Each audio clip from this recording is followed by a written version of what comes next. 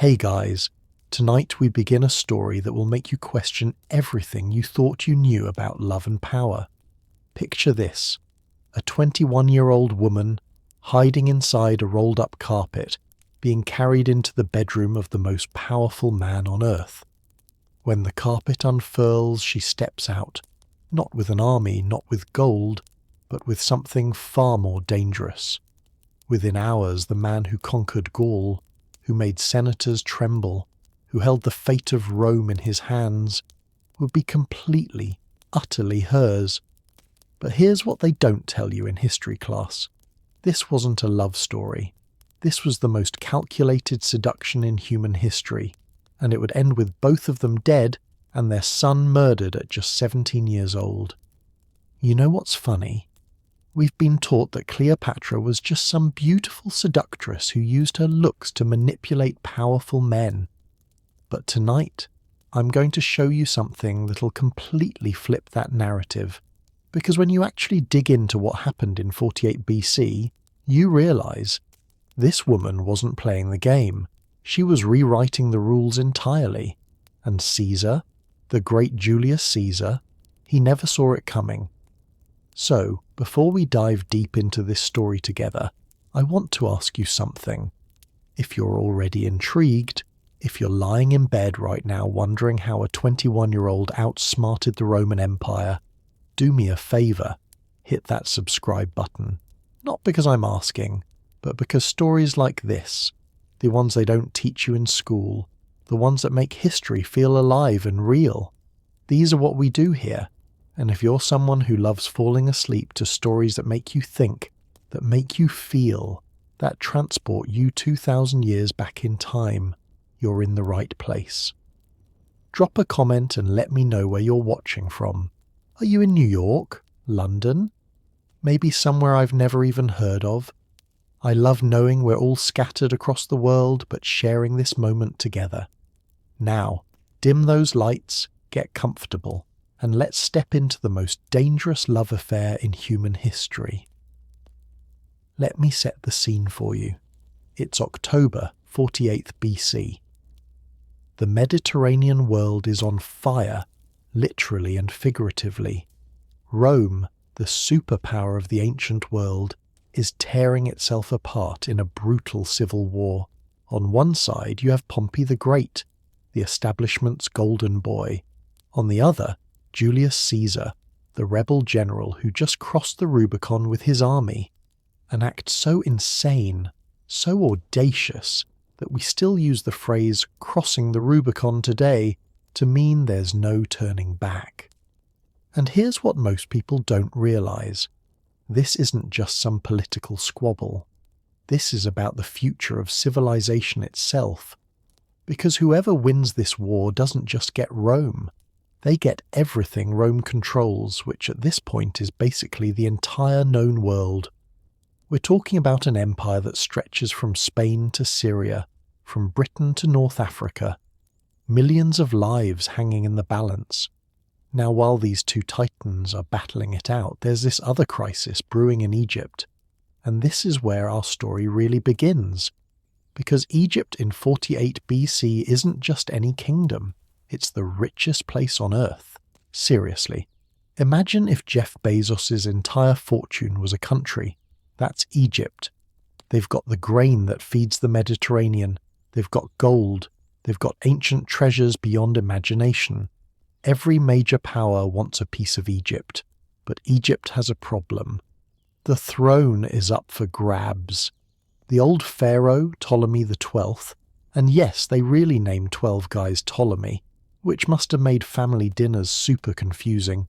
Anyway, he just died, and according to tradition, his daughter Cleopatra and his son Ptolemy XIII are supposed to rule together. Oh, and here's the kicker. They're supposed to be married to each other, because that's how the Ptolemy family rolled. Brother-sister marriages had been their thing for like 300 years, and before you say ew, yeah, it was exactly as messed up as it sounds. But here's where it gets interesting. Cleopatra is 21 years old. Smart as hell. She speaks 9 languages. 9! Most of us struggle with English and maybe some high school Spanish, right? This woman could negotiate with Greeks in Greek, with Romans in Latin, with Egyptians in Egyptian, with Jews in Hebrew. She was basically Google Translate before Google existed. And she's not just book smart. She's politically brilliant, she understands power, she knows how to read people. Her brother Ptolemy, he's 13 years old. 13. Still figuring out puberty, probably.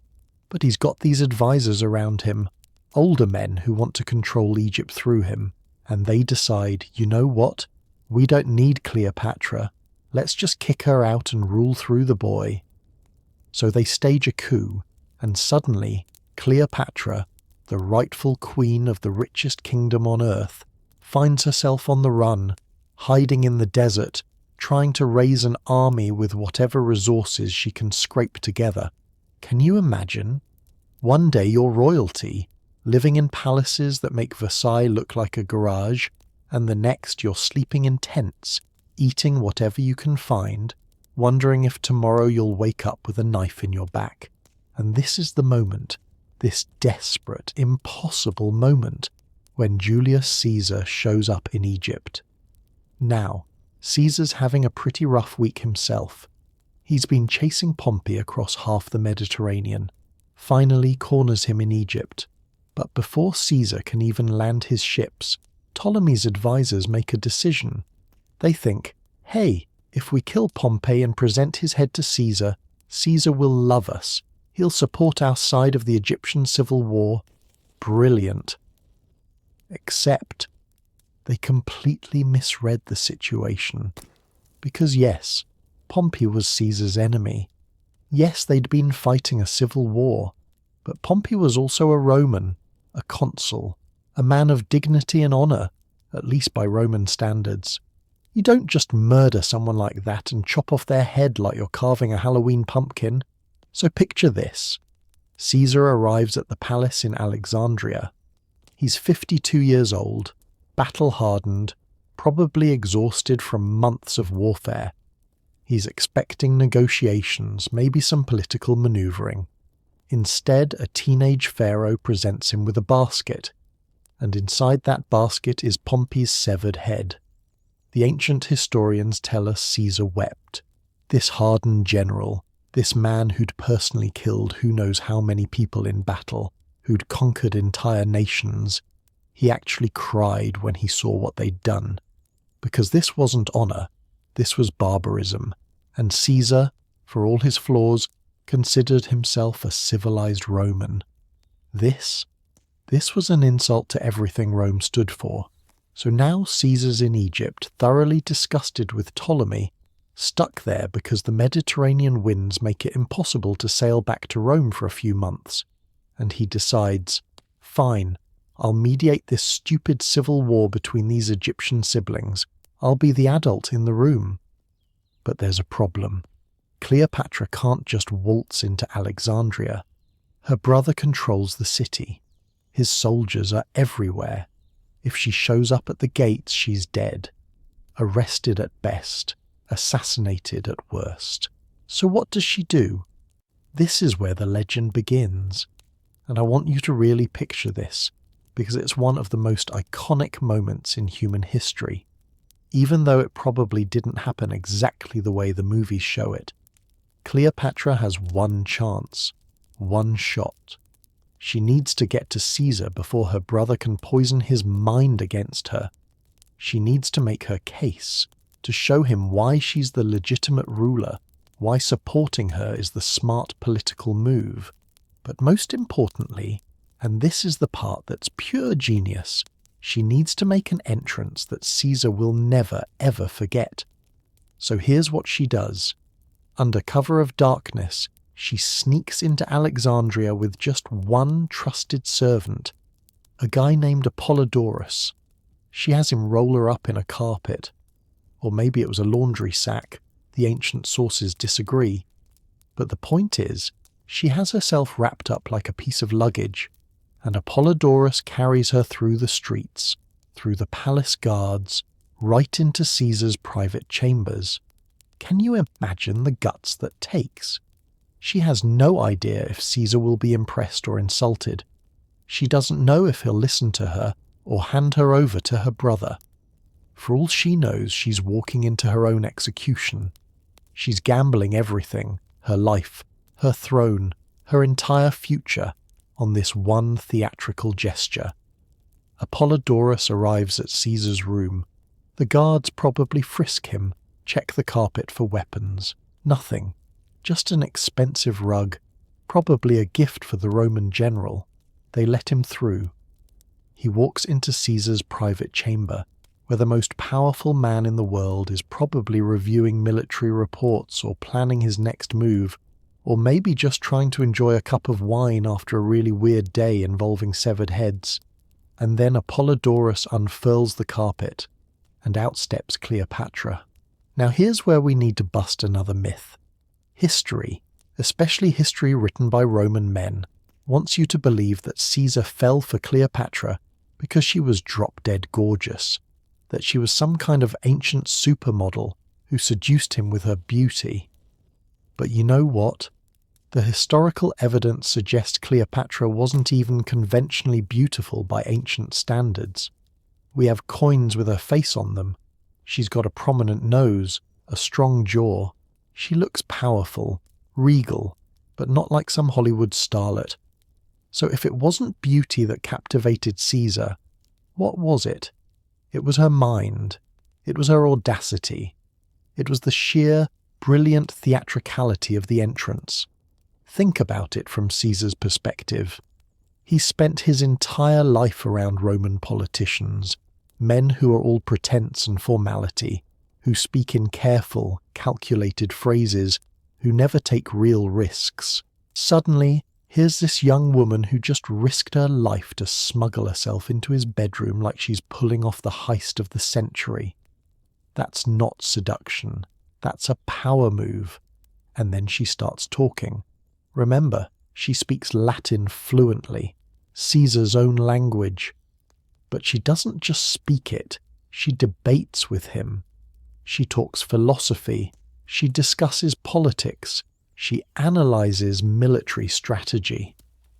The ancient historian Plutarch says she was an irresistible conversation partner. Not an irresistible beauty, an irresistible mind. This is what hooks Caesar. Because here's something you need to understand about Julius Caesar. He was brilliant, but he was also kind of bored. He'd conquered Gaul, literally wrote a book about it. He'd crossed the Rubicon. He'd defeated Pompey's armies. He'd been married 3 times. He'd had countless affairs with noble women and even queens. Nothing surprised him anymore. Until this 21-year-old shows up rolled in a carpet and proceeds to outthink half the men in his own Senate. But here's the question that should be keeping you up at night, and it's the same question that kept the Roman Senate up at night. Was this love, or was Cleopatra playing the longest, most dangerous game in history? Because let's look at the facts. Cleopatra needs Caesar's army to get her throne back. Caesar needs Egypt's wealth to finance his campaigns. On paper, this is a transaction, a political alliance wrapped in silk sheets. But then why does Caesar stay in Egypt for months after Cleopatra's brother is defeated? Why does he take that famous cruise down the Nile with her on 400 ships, a floating palace basically, when Rome is calling him back home? Why does he risk everything to have a child with her when Roman law explicitly forbids citizens from marrying foreigners? And why? Here's the part that really tells you something deeper was happening. Why does Caesar, the most powerful man in the world, eventually put a golden statue of Cleopatra in one of Rome's most sacred temples? Not as a captured queen, not as a conquered enemy, but as the goddess Venus herself, as if to say, this woman is divine, and yes, she's mine. That's not politics. That's obsession. But we're getting ahead of ourselves, because right now, in October of 48 BC, as Cleopatra steps out of that carpet and looks into Caesar's eyes for the first time, Neither of them knows how this story ends. They don't know that within 4 years, Caesar will be lying in a pool of his own blood on the Senate floor. They don't know that Cleopatra will flee Rome in terror. They don't know that their son, their beautiful, doomed son, will be hunted down and executed before his 18th birthday. All they know in this moment is that the stakes have never been higher. Rome's future hangs in the balance. Egypt's survival depends on what happens next. And two of history's most brilliant minds are about to collide in a relationship that will reshape the ancient world. The question is, when power meets power, and genius meets genius, and ambition collides with ambition, can love survive? Or does it become something else entirely? Something more dangerous than any army, more powerful than any throne? We're about to find out. Because what happens after that carpet unfurls, what happens in the days and weeks and months that follow, is going to take us on a journey through war, betrayal, passion, and tragedy, unlike anything you've ever heard before. But first, we need to understand who Cleopatra really was before that night. What made a 21-year-old woman desperate enough, brave enough, crazy enough to risk everything on one impossible gamble? What was she running from, and what demons was she fighting? That's where we're going next. To understand why Cleopatra was desperate enough to roll herself into a carpet and gamble her life on one conversation, we need to rewind the clock. Because this woman, this brilliant, educated, multilingual queen, didn't start out desperate. She started out as something most people never talk about, a disappointment. Let me explain what I mean by that. Cleopatra was born around 69 BC into the Ptolemaic dynasty, a family that had ruled Egypt for nearly 3 centuries. But here's the thing nobody tells you. She wasn't supposed to matter. She was a girl.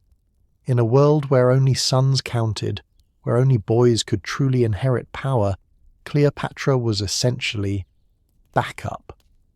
Her father, Ptolemy XII, who had the unfortunate nickname Orleats, which literally means the flute player, because he loved music more than governing. He had legitimate sons. They were the future. Cleopatra, she was just there. But then something remarkable happened. Her older sisters either died or disappeared from the historical record. We're honestly not sure which, because ancient historians weren't great at tracking women they deemed unimportant. Her brothers were too young, and suddenly, this girl who wasn't supposed to matter became the oldest surviving child, the heir apparent, the future of Egypt. Can you imagine that psychological shift? Growing up thinking you're irrelevant, that your job is to be married off to some foreign king for a political alliance, and then suddenly, boom, you're the most important person in the kingdom. Everything you say, everything you do, every choice you make will determine whether this 3,000-year-old civilization survives or crumbles. That's a lot of pressure for a teenager. Now here's where the story gets really twisted. Cleopatra's father, Ptolemy XII, was not what you'd call a strong leader. He was weak, indecisive, and worst of all, he was broke. Well, not broke. Egypt was still incredibly wealthy. But Ptolemy had made a catastrophic decision that would haunt his children for the rest of their lives. He had borrowed money from Rome. You see, by the time Cleopatra was born, Rome wasn't just a city anymore. It was the superpower. They controlled most of the Mediterranean. And they had this brilliant strategy for conquering kingdoms without actually invading them. Debt. They'd loan money to foreign kings, wait for those kings to fall behind on payments, and then, oops, guess we'll have to take over your country to settle the debt. It was ancient imperialism disguised as banking. Ptolemy XII borrowed somewhere around 17 million silver drachmas from Roman businessmen. To put that in perspective, that's roughly equivalent to Honestly, I can't even calculate it in modern terms. It's like if a small country borrowed the GDP of a large nation. It was an insane amount of money. And Ptolemy used it to bribe Roman politicians to keep him on the throne when his own people wanted to overthrow him. So Cleopatra grew up watching her father mortgage their entire kingdom to foreign powers. She watched him become a puppet. She watched Egyptian priests and nobles lose respect for the crown. She watched Rome circling like a shark, waiting for Egypt to stumble. And here's what's fascinating. Unlike her father, Cleopatra actually paid attention. While other princesses were learning to dance and paint their faces, Cleopatra was studying. She learned languages, not just Greek and Egyptian, which were standard for Ptolemy royals, but also Hebrew, Arabic, Aramaic, Ethiopian, Troglodyte, and several others.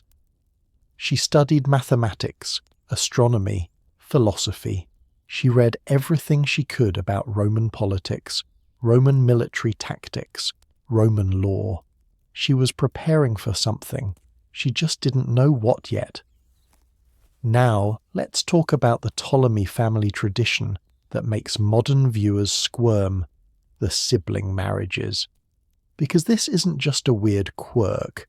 It's absolutely central to understanding why Cleopatra ended up in such an impossible situation. The Ptolemies had been marrying brothers to sisters for generations, and I don't mean distant cousins. I mean full siblings, same mother, same father.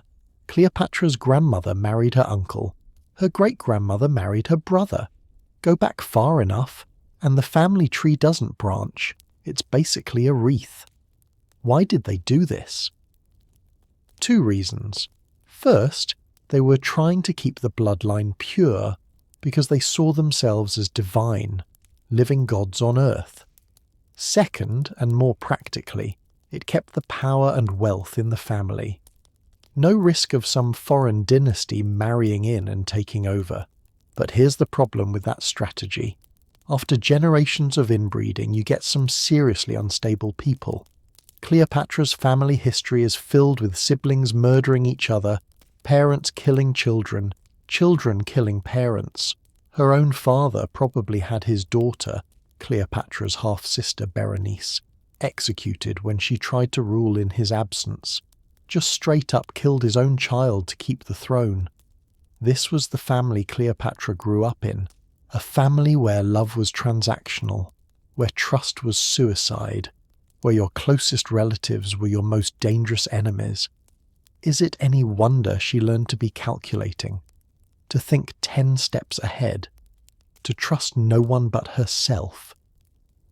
When Ptolemy XII died in 51 BC, the will was clear. Cleopatra and her younger brother, Ptolemy XIII, would rule together as co-regents. And yes, they were supposed to marry each other. Cleopatra was 18. Her brother was 10 years old, still playing with toys, still having tantrums, and he was supposed to be her co-ruler and her husband. Now you might think, well, if he's only 10, Cleopatra basically gets to rule by herself, right? Wrong, because here's where it gets political. Young Ptolemy had 3 advisors who effectively controlled him. Pothinus, a eunuch who managed the finances, Achillas, who commanded the army, and Theodotus, a rhetoric teacher who handled propaganda. These 3 men had zero interest in sharing power with an 18-year-old woman, no matter how smart she was. And here's what you need to understand about ancient attitudes toward women, even royal women. The Romans had a saying, women are infantile and weak-minded, and should always be under the control of male guardians. The Greeks weren't much better. Egypt had a tradition of powerful female pharaohs, women like Hatshepsut and Nefertiti, but the Ptolemies were Greek, not Egyptian. They saw women as political tools, not political actors.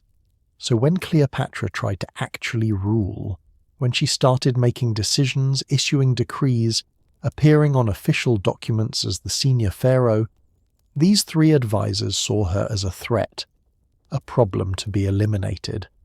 The first crack appeared in 50 BC, about a year into Cleopatra's reign.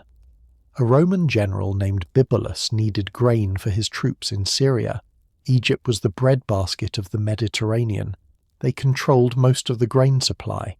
Normally this would be handled quietly, diplomatically. But Cleopatra made a bold move. She sent the grain directly, with her name alone on the shipment. Not her brother's name, just hers. She was signalling to Rome, "I'm in charge here. Talk to me, not the boy king." Pothinus and his crew freaked out. They started a whisper campaign. They told the Egyptian court that Cleopatra was arrogant, that she was disrespecting her brother, that she was violating the sacred tradition of co-rule. They painted her as power-hungry, as unfeminine, as dangerous, and slowly, methodically, they turned the palace against her. By 48 BC, things had escalated to the point of open conflict.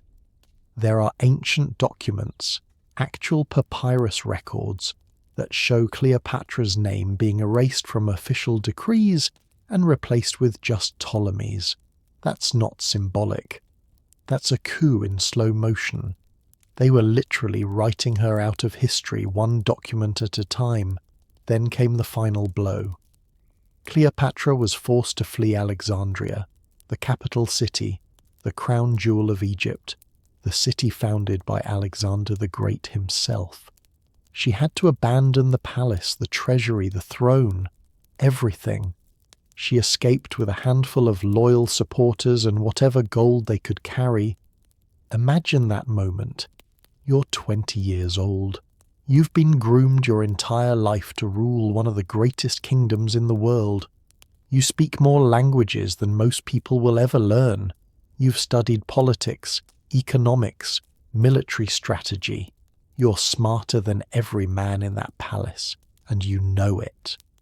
And they're kicking you out because you're a woman, because you had the audacity to actually try to rule, instead of just looking pretty next to your 10-year-old brother. How does that feel? Rage? Humiliation? Fear? I'd bet it felt like all three, mixed with something else. Determination. Because here's what Cleopatra did next. She went to the Syrian border and started recruiting. Roman mercenaries, Bedouin warriors, Egyptian loyalists who were disgusted with how the court had treated her. She used whatever gold she'd managed to escape with to pay soldiers, to buy supplies, to build an army from nothing. Ancient sources tell us she spent months in the desert, living in military camps, sleeping in tents, planning her comeback.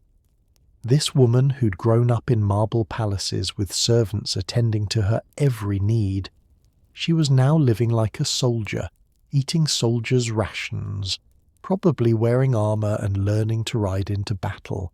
And the whole time she knew the truth. Even if she raised the greatest army Egypt had ever seen, even if she marched on Alexandria and defeated her brother's forces in open combat, it wouldn't matter. Because Rome was the real power now. Egypt's fate would ultimately be decided not by Egyptian soldiers, but by whoever controlled Rome.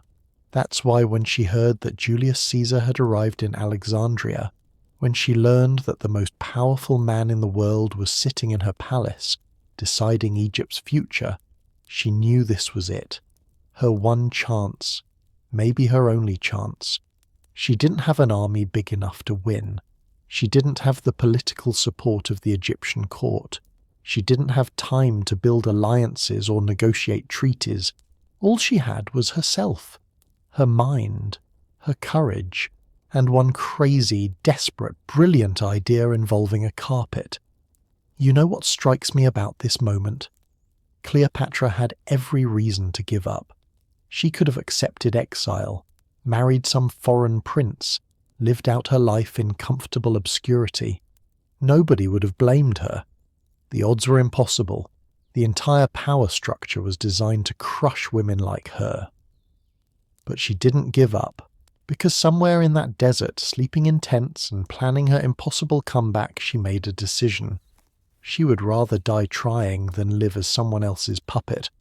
She would rather gamble everything on one audacious move than slowly fade into irrelevance. And that decision, that moment when she chose to be rolled into that carpet, that's the moment Cleopatra stopped being just another princess and became one of the most fascinating figures in human history. But here's what really keeps me up at night. Was she driven by ambition, by duty, by a genuine belief that she could rule Egypt better than anyone else? Or was there something deeper, some psychological wound from growing up in that twisted, murderous family that made her desperate to prove she mattered? Maybe we'll never know. Maybe she didn't even know herself. What we do know is this. When that carpet unfurled and she stood before Caesar, she wasn't just fighting for a throne. She was fighting against every person who'd ever told her she didn't matter, every advisor who'd dismissed her because she was a woman, every rule that said she should be silent, obedient, decorative. She was fighting for the right to exist on her own terms. And now, standing in Caesar's bedroom with nothing but her wits and her words, everything came down to this. Could she convince the most powerful man in the world to take a chance on her? Could she make him see past the ancient prejudices about women? Could she make him believe that betting on a 21-year-old exiled queen was somehow the smart play? The next few hours would determine not just her fate, but the fate of two empires. And what happened in that room, the conversation, the connection, the spark that ignited between them, would send shockwaves through history that we're still feeling 2,000 years later. Because Caesar didn't just agree to help her, he fell for her, hard. And that changes everything. While Cleopatra was fighting for her survival, the man she was about to meet was running from something far more terrifying than enemies. He was running from himself. Let me tell you about Julius Caesar in 48 BC. Not the marble statue version we see in museums, not the Shakespeare character, but the real flesh and blood human being who was, quite frankly, having an existential crisis. Caesar was 52 years old. Now, you might think, 52? That's not that old.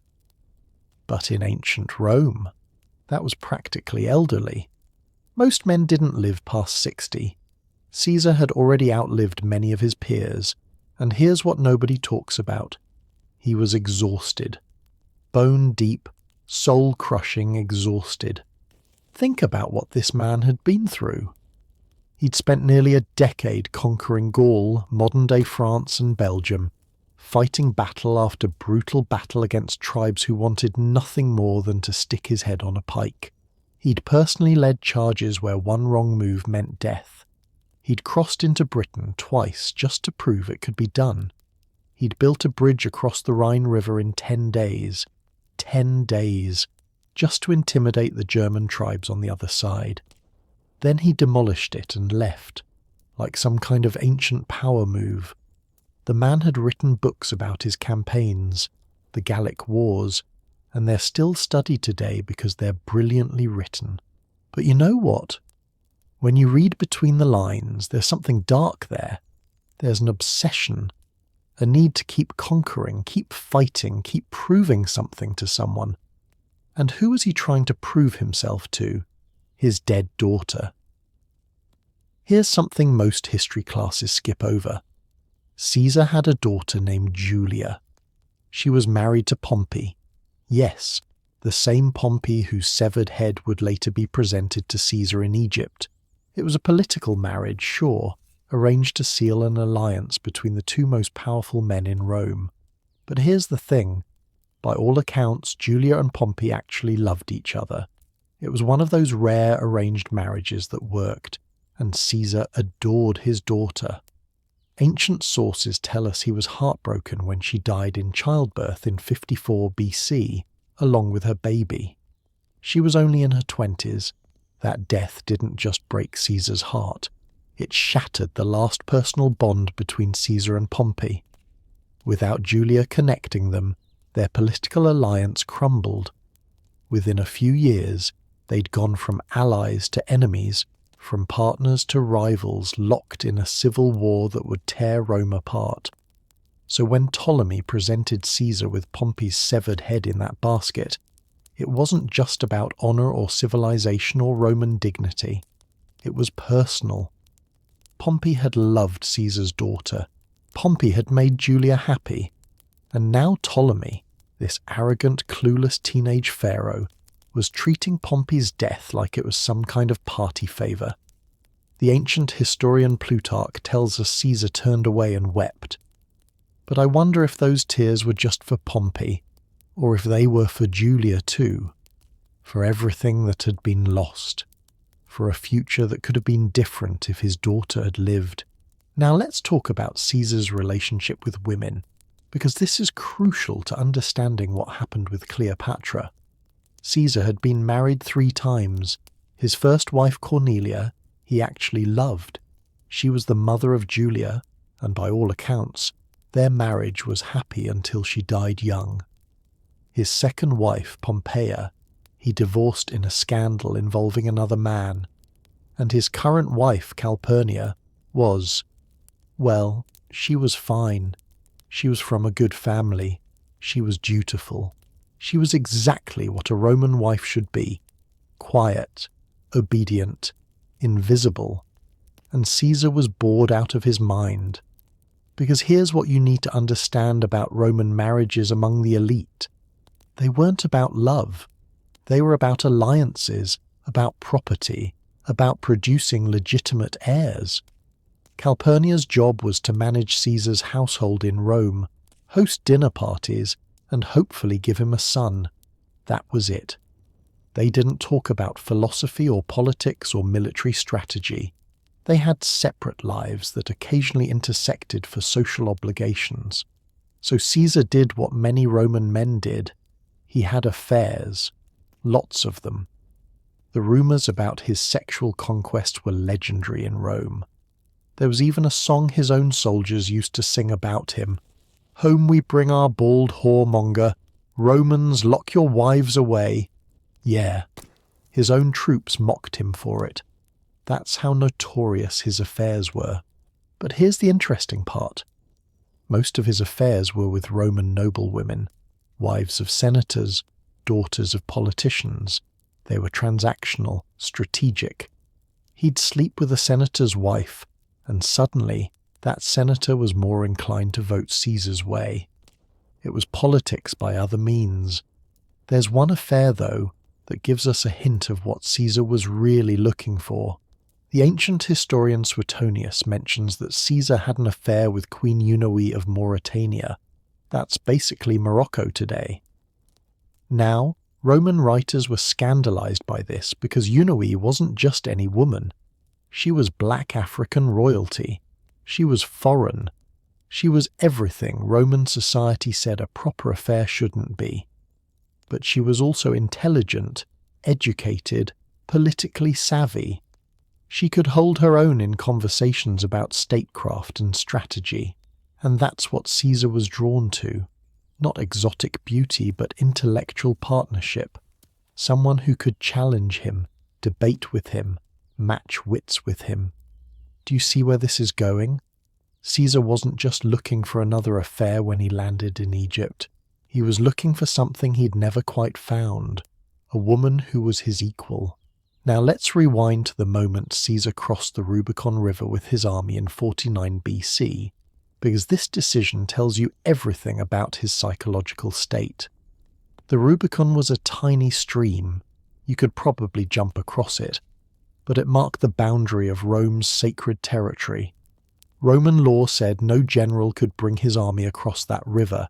To do so was treason, automatic death sentence, no trial, no appeal. You cross the Rubicon with your troops, you're declaring war on Rome itself. Caesar stood at that river for hours. His closest friends and generals were with him, and they were terrified. They kept saying, "If we cross, there's no going back. We'll be enemies of the state. Our families will be killed. Everything we've built will be destroyed. And Caesar, according to Suetonius, finally said, Alia iacta est. The die is cast. Then he crossed. But here's what I find fascinating. Why did he cross? What drove him to that moment? Because Caesar wasn't some reckless hothead. He was calculating, strategic, always thinking 3 moves ahead. So why risk everything? The answer is complicated, but it boils down to this. Caesar was terrified of becoming irrelevant. You see, in Rome, once you came back from a military campaign, you had to give up your army. You became a civilian again, and that meant you were vulnerable to your political enemies, and Caesar had a lot of enemies. They'd threatened to put him on trial for various alleged crimes from his earlier career. And without an army to protect him, without official power, Caesar would be destroyed. But there's something deeper there too.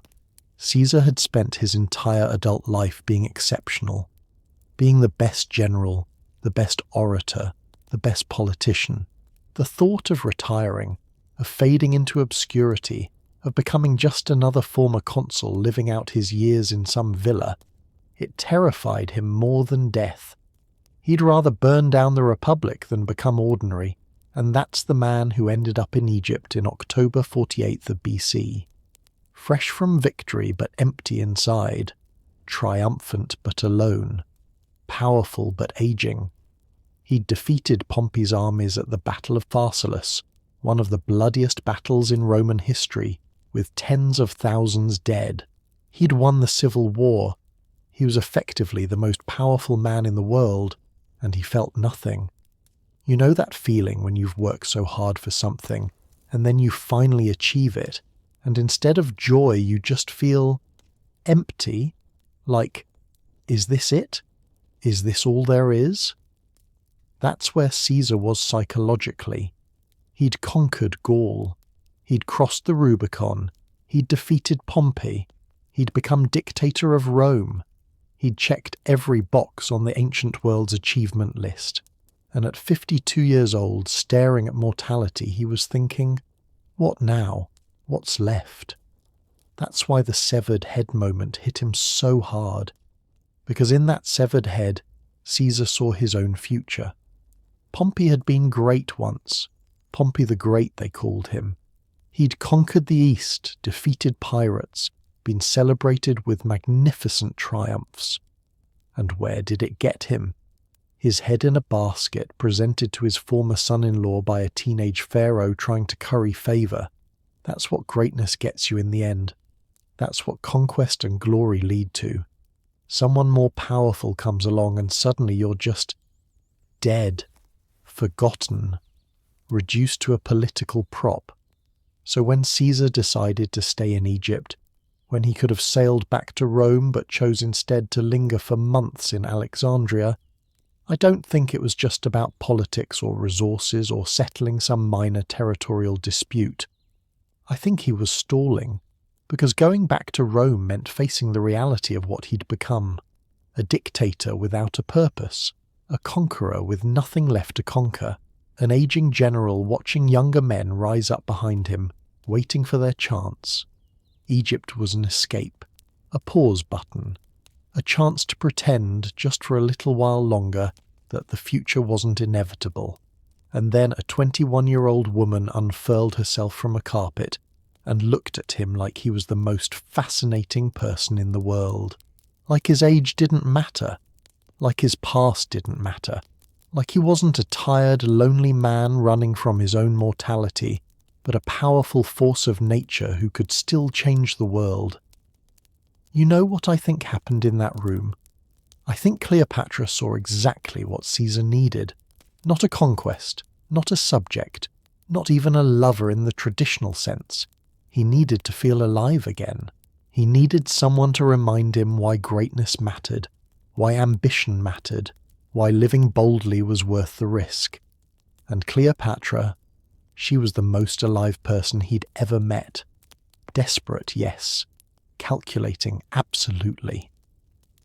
But burning with such fierce ambition such raw hunger for life and power and meaning that it was intoxicating.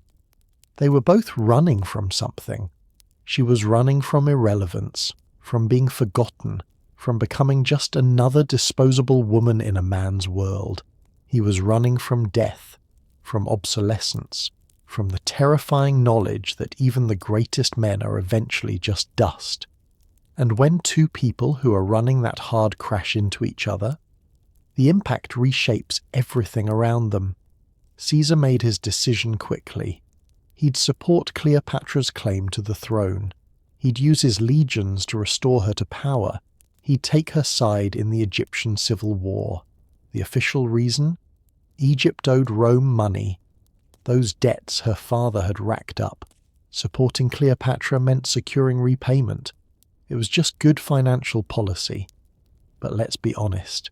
Caesar didn't stay in Egypt for months because of accounting. He didn't risk his soldiers' lives in the streets of Alexandria because of debt collection. He didn't take a luxury cruise down the Nile on 400 ships because of loan agreements. He did it because for the first time in years, maybe for the first time since his daughter died, he felt something other than ambition or exhaustion. He felt curious, energized, young. He felt like maybe there was still one more great adventure left.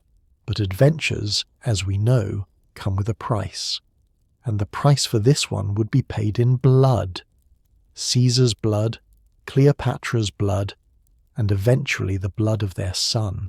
Because while Caesar and Cleopatra were falling into each other's orbit back in Rome, powerful men were watching, and they were getting very, very nervous about what this alliance might mean for the future of the Republic. What happened next is something the ancient historians couldn't quite capture. Because how do you document a conversation that changed the world? We don't have a transcript, obviously. No recording devices in 48 BC. But what we do have are fragments, little clues scattered across ancient texts that give us glimpses into what might be the most consequential first conversation in human history. And when you piece those fragments together, what emerges is absolutely fascinating. Plutarch, our most detailed ancient source, tells us that Cleopatra's power wasn't in her beauty but in the charm of her presence, and the persuasiveness and pleasure that accompanied her conversation.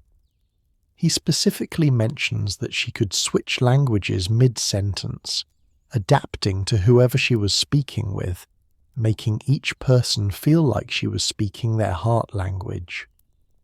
But here's what really interests me. Plutarch says she had a voice that was like a many-stringed instrument. Think about that phrase for a second. A many-stringed instrument doesn't just make one sound. It creates harmonies, melodies. It adapts to the music being played. That's not just about speaking different languages. That's about reading a room, understanding what someone needs to hear, and delivering it perfectly. So imagine that first conversation. Caesar's probably sitting there, still processing the audacity of this entrance, and Cleopatra doesn't waste a single second. She doesn't apologize for the carpet trick. She doesn't make excuses. She launches straight into her pitch. But here's the genius part, and this is why I think Cleopatra was operating on a completely different level than anyone Caesar had ever met. She didn't start by talking about herself. She started by talking about Caesar. Ancient sources suggest she opened by acknowledging his grief over Pompey's death, not in a patronizing way, not in a "I'm so sorry for your loss" greeting card kind of way, but by recognizing what Pompey's barbaric murder meant in terms of Roman dignity, Roman honor, Roman civilization. She positioned herself on Caesar's side against the very Egyptian court that had committed this atrocity. Do you see how brilliant that is? In one move, she separated herself from Ptolemy and his advisors. She's aligned herself with Roman values. She's shown Caesar that she understands his world, his culture, his psychology. And she's made the Egyptian royal court, including her own brother, look like barbarians by comparison. Caesar must have been thinking, wait, this is an Egyptian queen who gets Roman values better than actual Egyptians? Then, and this is where it gets really interesting, she apparently didn't beg. According to the way ancient historians describe her approach, Cleopatra didn't present herself as a damsel in distress needing rescue. She presented herself as a business opportunity. She laid out the situation in Egypt, her father's debts to Rome, Egypt's strategic importance as the breadbasket of the Mediterranean, the current instability under Ptolemy's incompetent advisors, and then she made her pitch. Support me, and you get a stable, wealthy, reliable ally who will repay those debts and ensure grain shipments to Rome for generations. But support my brother and his advisors, you get chaos, you get unpredictable leadership, you get people who think severed heads make good diplomatic gifts. It's not save me because I'm a helpless princess. It's invest in me because I'm the smart business decision. And Caesar, brilliant calculating Caesar, must have been sitting there realizing he'd never met anyone quite like this. Roman women weren't educated in politics. They didn't talk strategy. They certainly didn't pitch themselves as investment opportunities. Even his affairs with other queens had been, well, they'd been affairs, physical, transactional in a different way. This woman was negotiating like a Roman senator. No, better than a Roman senator because she wasn't dancing around the point or hiding behind political niceties. She was direct, clear, strategic. But here's where Cleopatra made her truly masterful move, according to ancient accounts. She didn't just talk politics. She wove in philosophy, literature, history.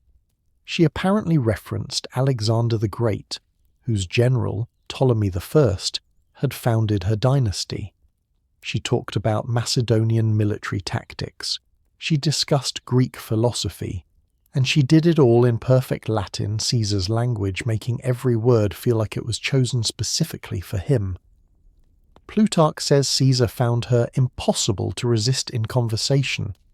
Not impossible to resist physically, impossible to resist intellectually. He was addicted to talking with her. For a man whose entire life had been about conquest and strategy, finding someone who could match him thought for thought, reference for reference, argument for argument, that was more intoxicating than any physical attraction. Now I want you to imagine Caesar's dilemma in this moment. He's supposed to be an impartial mediator in this Egyptian civil war.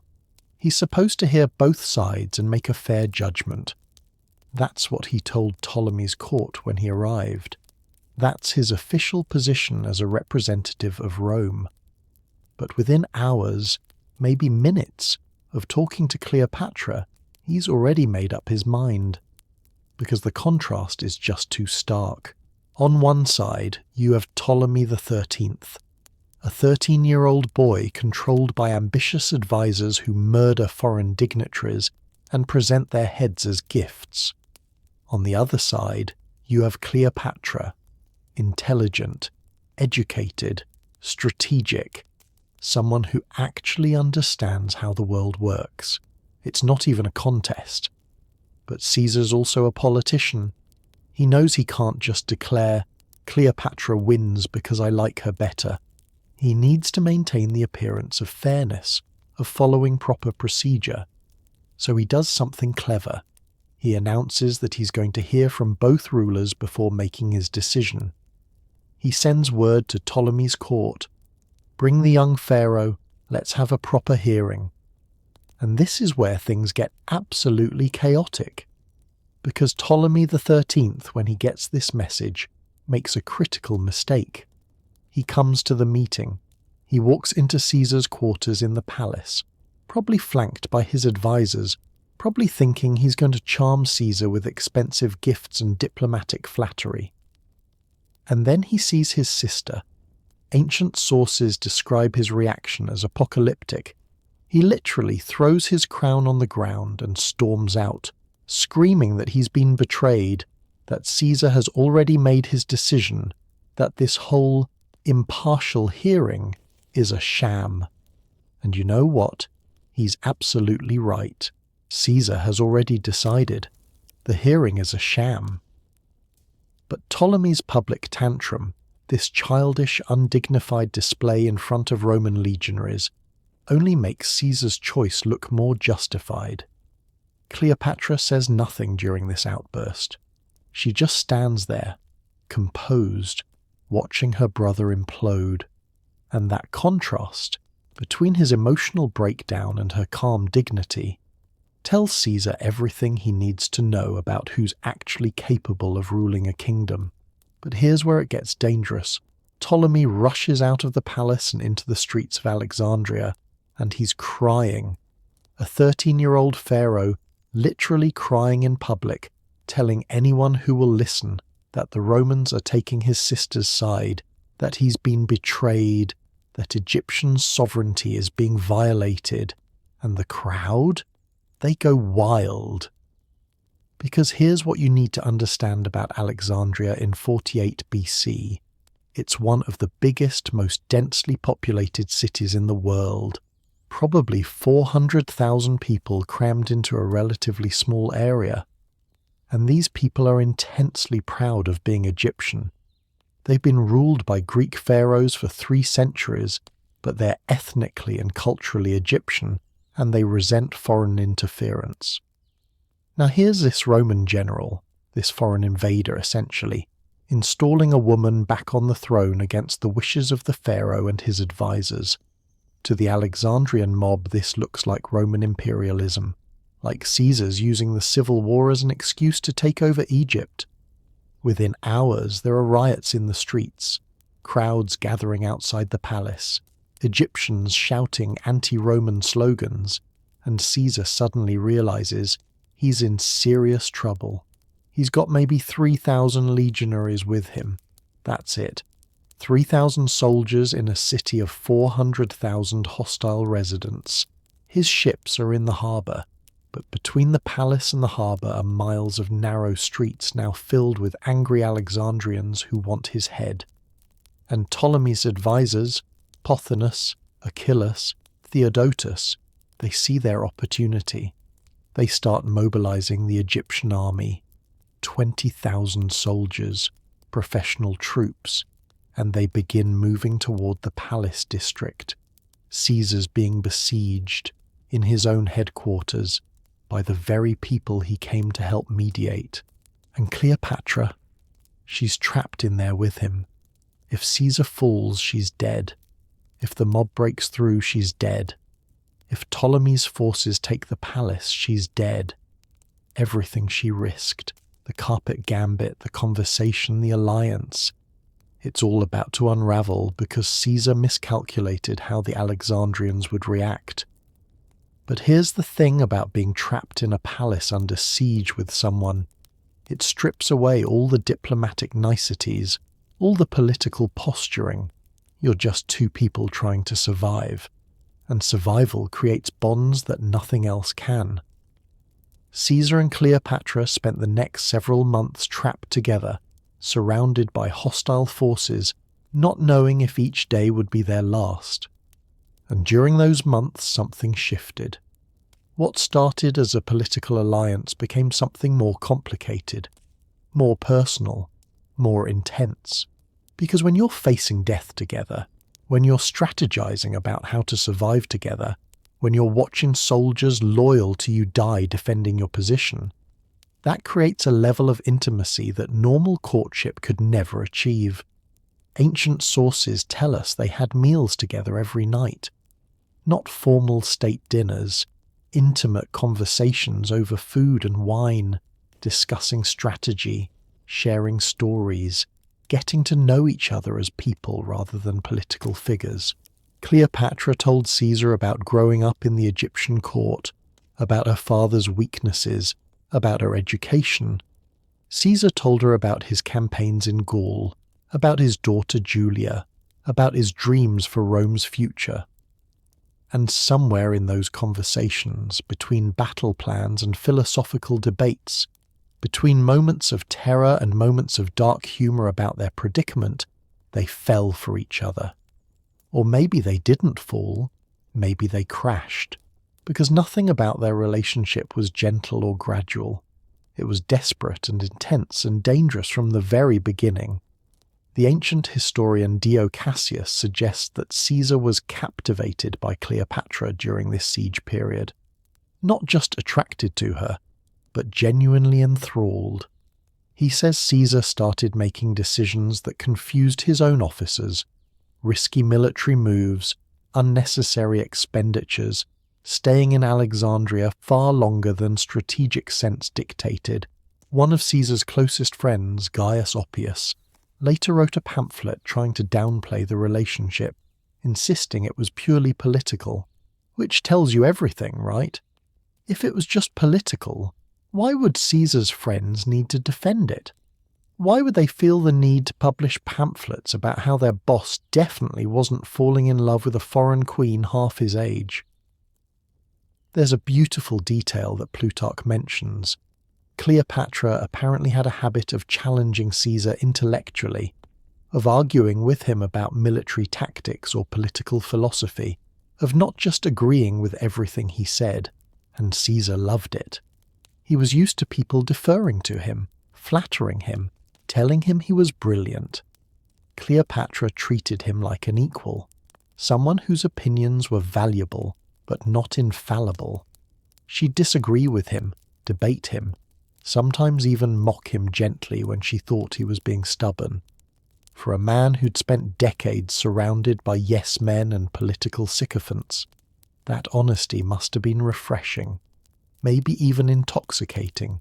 But while Caesar and Cleopatra were bonding over their shared crisis, the military situation was deteriorating. Achilles' army had surrounded the palace district. They'd cut off the water supply. They'd started using fire ships to try to burn Caesar's fleet in the harbour, which led to one of ancient history's tragic accidents. Some of those fires spread to the shore, and part of the legendary library of Alexandria burned.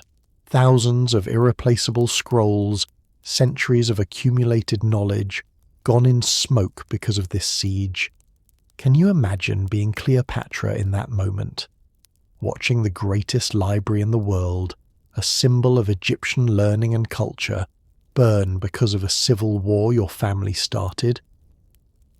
The guilt must have been overwhelming, but she didn't have time for guilt, because the situation was getting more desperate by the day.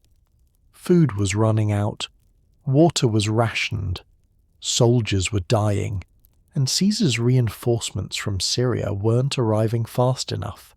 There's a moment, I think it's one of the most revealing moments in their entire relationship, where Caesar apparently asked Cleopatra if she wanted to try negotiating with her brother, to maybe find a peaceful solution before more people died. And according to ancient accounts, Cleopatra refused.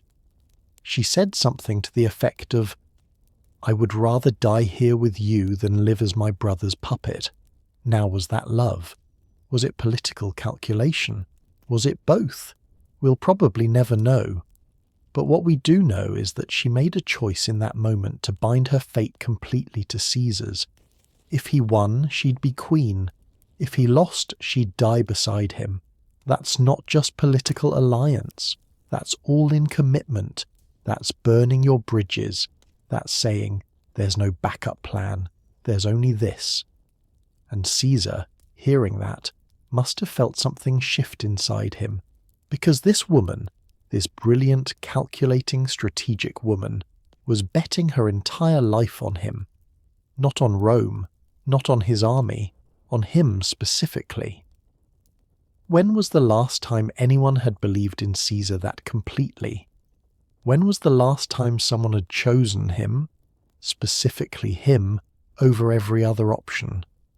Maybe not since Julia died. So Caesar doubled down too. He sent urgent messages to his allies in Syria and Asia Minor. Send reinforcements. Send them now, whatever it takes. He personally led raids to secure water sources. he planned nighttime operations to harass Achilles' army. He worked alongside his soldiers, 52 years old, fighting in street battles because that's what it took to survive. And every night he came back to the palace, exhausted and bloodied, and sat down to dinner with Cleopatra. Two people trapped in an impossible situation, finding something like joy, or at least companionship, in the midst of chaos. That's when their relationship transformed from strategic alliance into something neither of them fully controlled, something that would eventually have consequences far beyond their ability to manage. Because in just a few more weeks, reinforcements would arrive. The tide of battle would turn, Caesar and Cleopatra would win their impossible siege, and then they'd have to figure out what exactly they'd become to each other during those desperate months. But winning the war? That was just the beginning of their problems. The reinforcements arrived on a cold morning in March of 47 BC, and they came from the most unlikely source imaginable. His name was Mithridates of Pergamon, not to be confused with the other famous Mithridates who'd fought Rome for decades, and he was leading a relief army of Jewish mercenaries, Syrian auxiliaries, and Nabatean cavalry through the Egyptian desert. When his forces linked up with Caesar's besieged legions, it was like oxygen flooding back into drowning lungs. But here's the detail that gives me chills. According to the Jewish historian Josephus, writing decades later, the Jewish contingent in this relief force was led by Antipater the Idumaean, the father of Herod the Great. Yes, that Herod. The one who'd later become king of Judea. The one who'd order the massacre of innocents. The man whose son would one day preside over Jesus' trial. History is so interconnected, it's almost dizzying, right? The man who helped save Caesar and Cleopatra's relationship would father the king who'd helped destroy their son's generation. But we're getting ahead of ourselves. In March 47 BC, all that mattered was that reinforcements had arrived, and Caesar could finally break out of his defensive position. The Battle of the Nile, that's what ancient historians called it, was swift and brutal. Caesar's combined forces caught Ptolemy's army near the Nile Delta, and what happened next was, well, it was exactly what you'd expect when seasoned Roman legionaries face Egyptian troops who haven't fought a major battle in generations. It was a slaughter. The ancient sources disagree on exact casualties, but we're talking thousands of Egyptian soldiers dead in a matter of hours. Achilles, the commander who'd led the siege against Caesar's palace, was killed in the fighting. The other advisors scattered trying to escape, and Ptolemy, the 13-year-old pharaoh who'd started this whole mess. He tried to flee across the Nile in a small boat, but the boat was overloaded with other escapees, nobles and advisors all trying to save themselves, and it capsized in the middle of the river. Ptolemy, weighed down by his golden ceremonial armor, because even while fleeing for his life, he couldn't abandon the symbols of his status, sank beneath the water and drowned. They found his body days later, washed up on the riverbank, still wearing that golden armor. Caesar had it fished out and identified, then displayed it publicly to prove the civil war was over. Can you imagine what that moment was like for Cleopatra? This was her brother. Yes, he'd tried to kill her. Yes, he'd stolen her throne. But he was also a 13-year-old kid who'd been manipulated by ambitious men. He was part of her twisted, terrible family, and now he was dead, drowned in the river that had sustained Egypt for thousands of years. Ancient sources tell us Cleopatra attended the funeral rites. She stood there in her pharaoh's regalia, because she was pharaoh now, undisputed, and watched as they prepared her brother's body for burial according to Egyptian custom. Did she mourn him? Feel guilty? Feel relief? Probably all three, mixed together in a way that made no sense and every sense at once. But she didn't have time to process any of it, because while Ptolemy was dead, another threat had emerged during the siege. Her younger sister, Arsinoe. Oh, Arsinoe. We need to talk about Arsinoe, because she represents everything terrifying about the Ptolemy family dynamics. Arsinoe was probably 16 or 17 years old when all this went down. And during the siege of Alexandria, while Caesar and Cleopatra were trapped in the palace, Arsinoe had escaped. She'd linked up with part of the Egyptian army and had herself declared pharaoh. Another civil war, another sibling trying to claim the throne. It was the Ptolemy family curse playing out in real time. Caesar's forces hunted her down and captured her after the Battle of the Nile. And Caesar, in a gesture that was both merciful and politically brilliant, spared her life. He didn't execute her. He didn't imprison her in Egypt, where she could become a rallying point for future rebellions. Instead, he sent her to Rome to be displayed in his triumph, the victory parade celebrating his conquests. Can you imagine? Your own sister, younger than you, trying to steal your throne, and when she fails, she's shipped off to be paraded through foreign streets as a captive, a living trophy of your victory. That's not just political, that's deeply, personally brutal. But this was the world Cleopatra lived in, a world where family members were obstacles to be removed, where love was weakness, where trust was suicide. Except, now she had Caesar, and Caesar had survived battle after battle, siege after siege, with her. They'd won together. They'd bet everything on each other, and it had worked. The palace in Alexandria after the victory must have felt surreal. 1 week you're rationing water and wondering if you'll see another sunrise. The next week you're the undisputed ruler of Egypt with the most powerful man in the world as your ally and lover. There's a small detail in Suetonius, one of those throwaway lines that ancient historians include without realizing how revealing it is. He mentions that after the victory, Caesar spent whole nights in feasting with Cleopatra. Whole nights. Not just dinners, but marathon celebrations lasting until dawn. They'd earned it, right? They'd survived. Against impossible odds, against a siege, against an army that outnumbered them 7-1, they'd survived. And in survival there's a joy so intense it borders on madness. Every moment feels sharper, brighter, more alive than it ever did before. This is when I think they fell truly, completely in love, if they hadn't already. Because it's one thing to bond during a crisis. It's another thing to choose to stay together after the crisis ends. Caesar could have left immediately after the victory. His political enemies in Rome were regrouping. There were rebellions brewing in Pontus and Africa. Every strategic bone in his body should have been screaming, "Get back to Rome, consolidate your power, this Egyptian adventure is over." But he stayed. For months he stayed. And Cleopatra, who was now officially pharaoh with no rivals left alive, she could have distanced herself from Caesar. Could have said, "Thanks for the military support, here's some gold to pay off my father's debts. Now please leave so I can rule without Roman interference." But she didn't. She wanted him to stay. And not just for political reasons, though those were certainly there.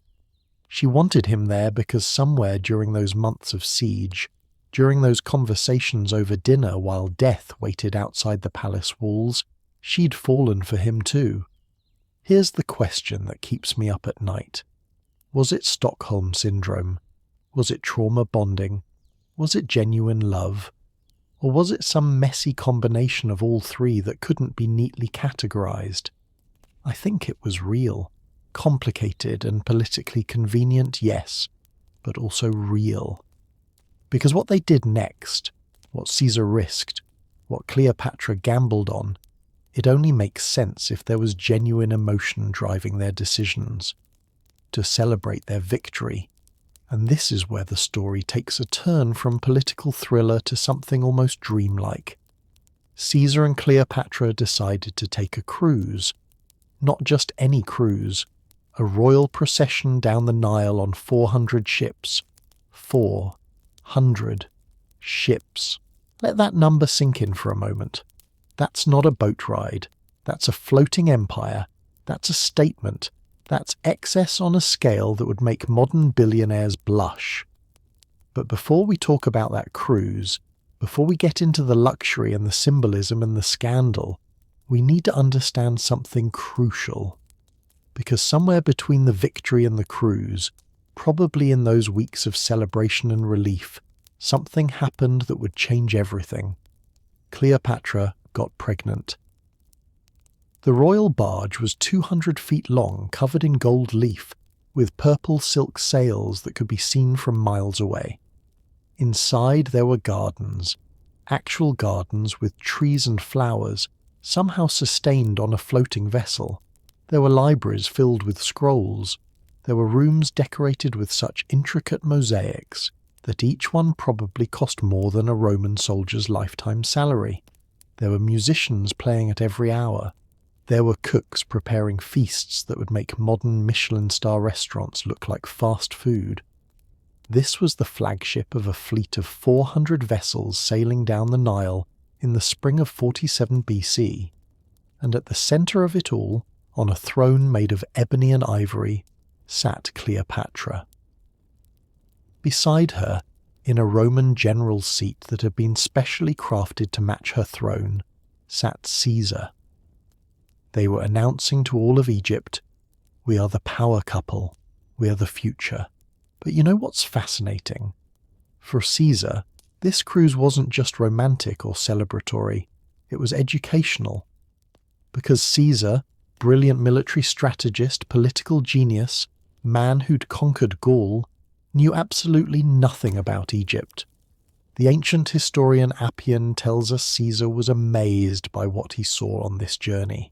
The scale of Egyptian agriculture, the sophistication of the irrigation systems, the ancient temples that had been standing for thousands of years when Rome was just a collection of mud huts.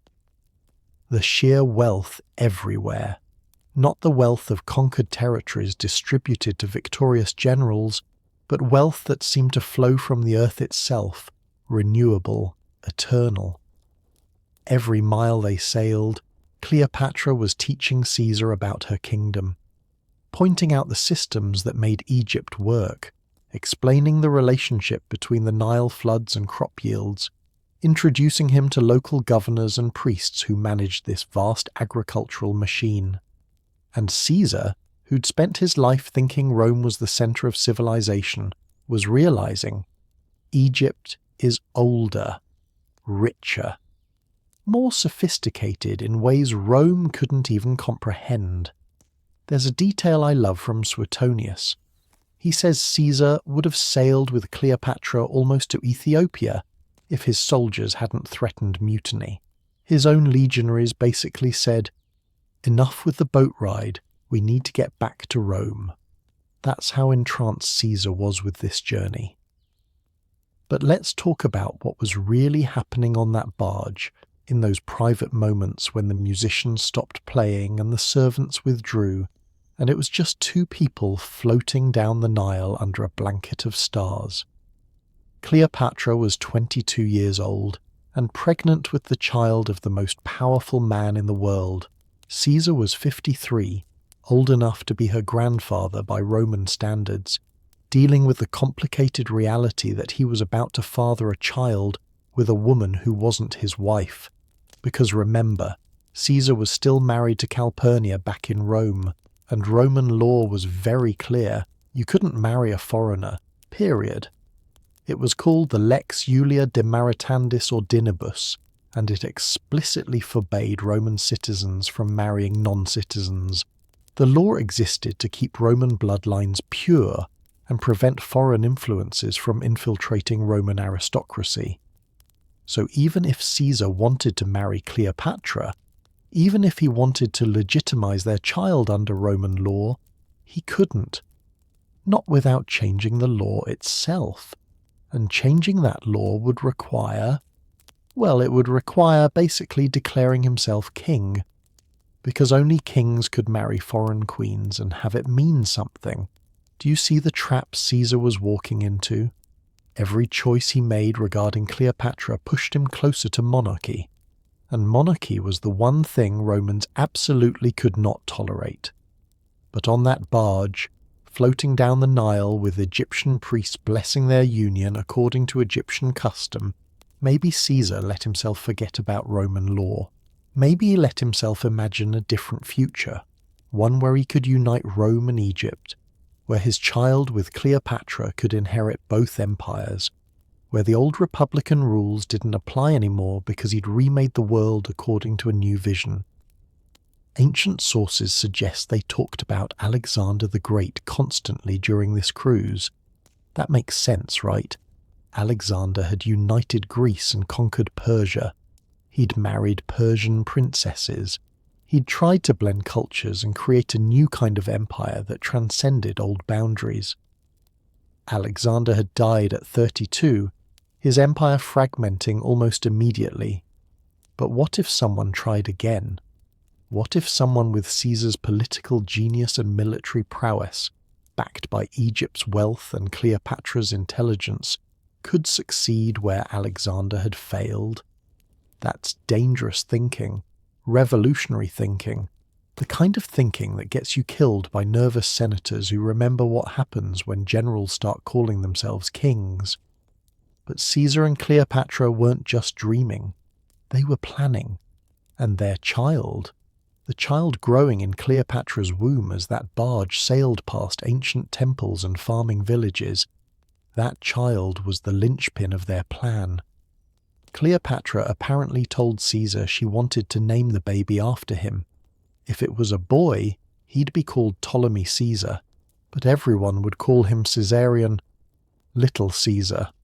Think about the audacity of that. She was going to name her child after Caesar, publicly declaring his paternity, regardless of whether Caesar officially acknowledged it. She was forcing Caesar's hand in a way. Once that child was born and named, Caesar couldn't just pretend it didn't exist. The entire ancient world would know the dictator of Rome has a son with the Queen of Egypt, and Caesar?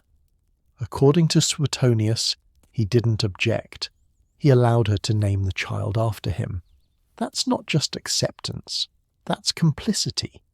He was letting Cleopatra create facts on the ground that would shape both their futures. The cruise lasted weeks. Some sources say almost 2 months. They stopped at every major city along the Nile. At each stop there were ceremonies, celebrations, sacrifices to Egyptian gods. And at each stop the local population saw their pharaoh with her Roman general, visibly pregnant, clearly in love. It was political theatre on a massive scale. Cleopatra was showing Egypt, "This is my partner, this is the father of my child, this is the alliance that guarantees our survival." But she was also showing Caesar something. This is what power really looks like. This is what you could have if you stopped pretending to be a Roman senator and started acting like what you actually are, an emperor in everything but name. There's a moment Plutarch describes that breaks my heart a little. He says that during the cruise, Egyptian priests performed a ceremony declaring Cleopatra and Caesarion, who hadn't even been born yet, as living incarnations of Isis and Horus, the divine mother and divine son of Egyptian mythology. For Egyptians, this was normal. Pharaohs were gods. But imagine Caesar watching this ceremony, watching the woman he loved being declared a goddess, watching his unborn child being given divine status, and knowing that in Rome, if anyone even suggested such a thing, they'd be torn apart by mobs screaming about tyranny and kingship. He was living in 2 worlds simultaneously, one where he was a god king with a goddess queen, and one where he was a general bound by republican laws and senatorial approval. And those 2 worlds couldn't coexist forever. By the time the cruise ended in late April 47 BC, Cleopatra was visibly pregnant, and Caesar was months overdue returning to Rome.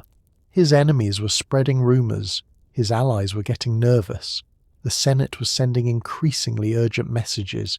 Come home, explain yourself, account for your time in Egypt. But Caesar kept stalling. He appointed Cleopatra's younger brother, Ptolemy the, who was maybe 12 years old at this point, as her co-ruler, to maintain the fiction of traditional Ptolemaic governance. But everyone knew who really ruled Egypt. Everyone knew where power actually resided. Finally, in June of 47 BC, Caesar couldn't delay any longer. There were military crises in Pontus that required his personal attention. There were political situations in Rome that couldn't be managed from Egypt. He had to leave. The goodbye between Caesar and Cleopatra must have been agonizing. He was leaving her pregnant, alone, in a kingdom where she'd already survived multiple assassination attempts. She was watching the father of her child sail away, not knowing if he'd ever come back, not knowing if Roman politics would force him to abandon her entirely. Ancient sources tell us Caesar promised to send for her once things stabilized, promised that she could come to Rome, that she could bring their child.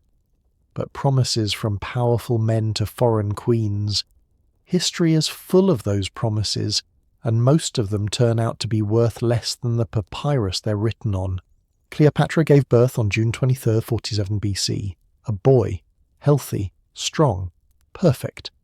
She named him exactly what she'd promised: Ptolemy 15, Philopator, Philometor Caesar, Caesarion, Little Caesar. And she waited. Waited to hear from Caesar. Waited to see if he'd keep his promises. Waited to find out if she'd just had a child with a man who'd disappear back into Roman politics and forget about his Egyptian adventure. But Caesar didn't forget. Over the next 2 years he'd fight battles in Pontus and Africa, crush rebellions, consolidate power in Rome. And through all of it he stayed in contact with Cleopatra. Letters travelled back and forth across the Mediterranean, gifts were exchanged, political intelligence was shared. And then, in 46 BC, Caesar sent the invitation that would scandalize Rome. Come to the capital, bring our son, live with me. Cleopatra was about to invade Rome, not with armies, but with something far more dangerous. When Cleopatra's ship entered the Tiber River in the summer of 46 BC, Rome held its collective breath. This wasn't supposed to happen. Foreign queens didn't visit Rome. They sent ambassadors. They sent gifts. They sent letters. They didn't show up in person with their entire royal court, including a toddler that everyone knew was fathered by Rome's dictator. But Cleopatra wasn't interested in what was supposed to happen. She'd spent her entire life breaking rules that said women couldn't rule alone, couldn't make political decisions, couldn't be taken seriously. Why would she start following protocol now? Caesar set her up in his villa across the Tiber, the haughty Caesaris, his gardens and estate on the far side of the river. And this is important. He put her across the river deliberately, because the Tiber was the boundary of Rome proper. By housing her outside the official city limits, Caesar was technically following Roman law, which said foreign dignitaries couldn't reside within Rome itself. But let's be honest, this was a legal fiction so thin you could see through it. Everyone knew Cleopatra was there. Everyone knew Caesar visited constantly. Everyone knew exactly what was happening. The villa Caesar gave her was extraordinary by any standard. It had libraries, gardens, art collections, fountains, marble everything. It was the kind of luxury estate that screamed, "This person matters to me." Caesar didn't put casual acquaintances in his personal villa. He didn't give them access to his private art collection. He was making a statement. And Rome's elite? They lost their minds. We have letters from this period, actual surviving correspondence from Roman politicians, and the contempt just drips off the papyrus. Marcus Tullius Cicero, the famous orator and Caesar's sometime ally, sometime enemy, wrote to a friend about meeting Cleopatra, and his words are, well, they're vicious. He wrote, "I hate the queen." That's a direct quote. Regina Modi. And then he goes on to complain about her arrogance, her excessive gifts, her refusal to behave like a proper grateful client ruler should behave around Romans. But here's what's fascinating. Cicero also admits in that same letter that Cleopatra promised him some books from the Library of Alexandria and never delivered them. So part of his hatred might just be petty spite about unreceived books, which honestly makes it even better. One of history's greatest orators hating one of history's greatest queens, partially because she forgot to send him his Amazon package, basically. But Cicero's hatred went deeper than missing books. He represented the old Roman Guard, men who'd grown up in the Republic, who believed in senatorial power, who thought women should be silent and obedient and definitely not sitting in on political discussions. And Cleopatra was doing the exact opposite of everything Roman women were supposed to do. She was attending Caesar's receptions. She was meeting with senators and discussing politics. She was expressing opinions publicly about Roman policy. She was acting like an equal partner to Caesar rather than a subordinate. For traditional Romans like Cicero, this was horrifying, not just because she was foreign, though that was bad enough, but because she represented a complete inversion of their social order. If Caesar could have a foreign queen as his partner, if he could let her influence policy, if he could treat her as an intellectual equal, what did that say about Roman wives? Roman women? The entire Roman system of gender and power? Cleopatra was a threat not just to Roman politics, but to Roman identity itself. And the worst part, from the Roman perspective, was that Cleopatra wasn't even trying to fit in.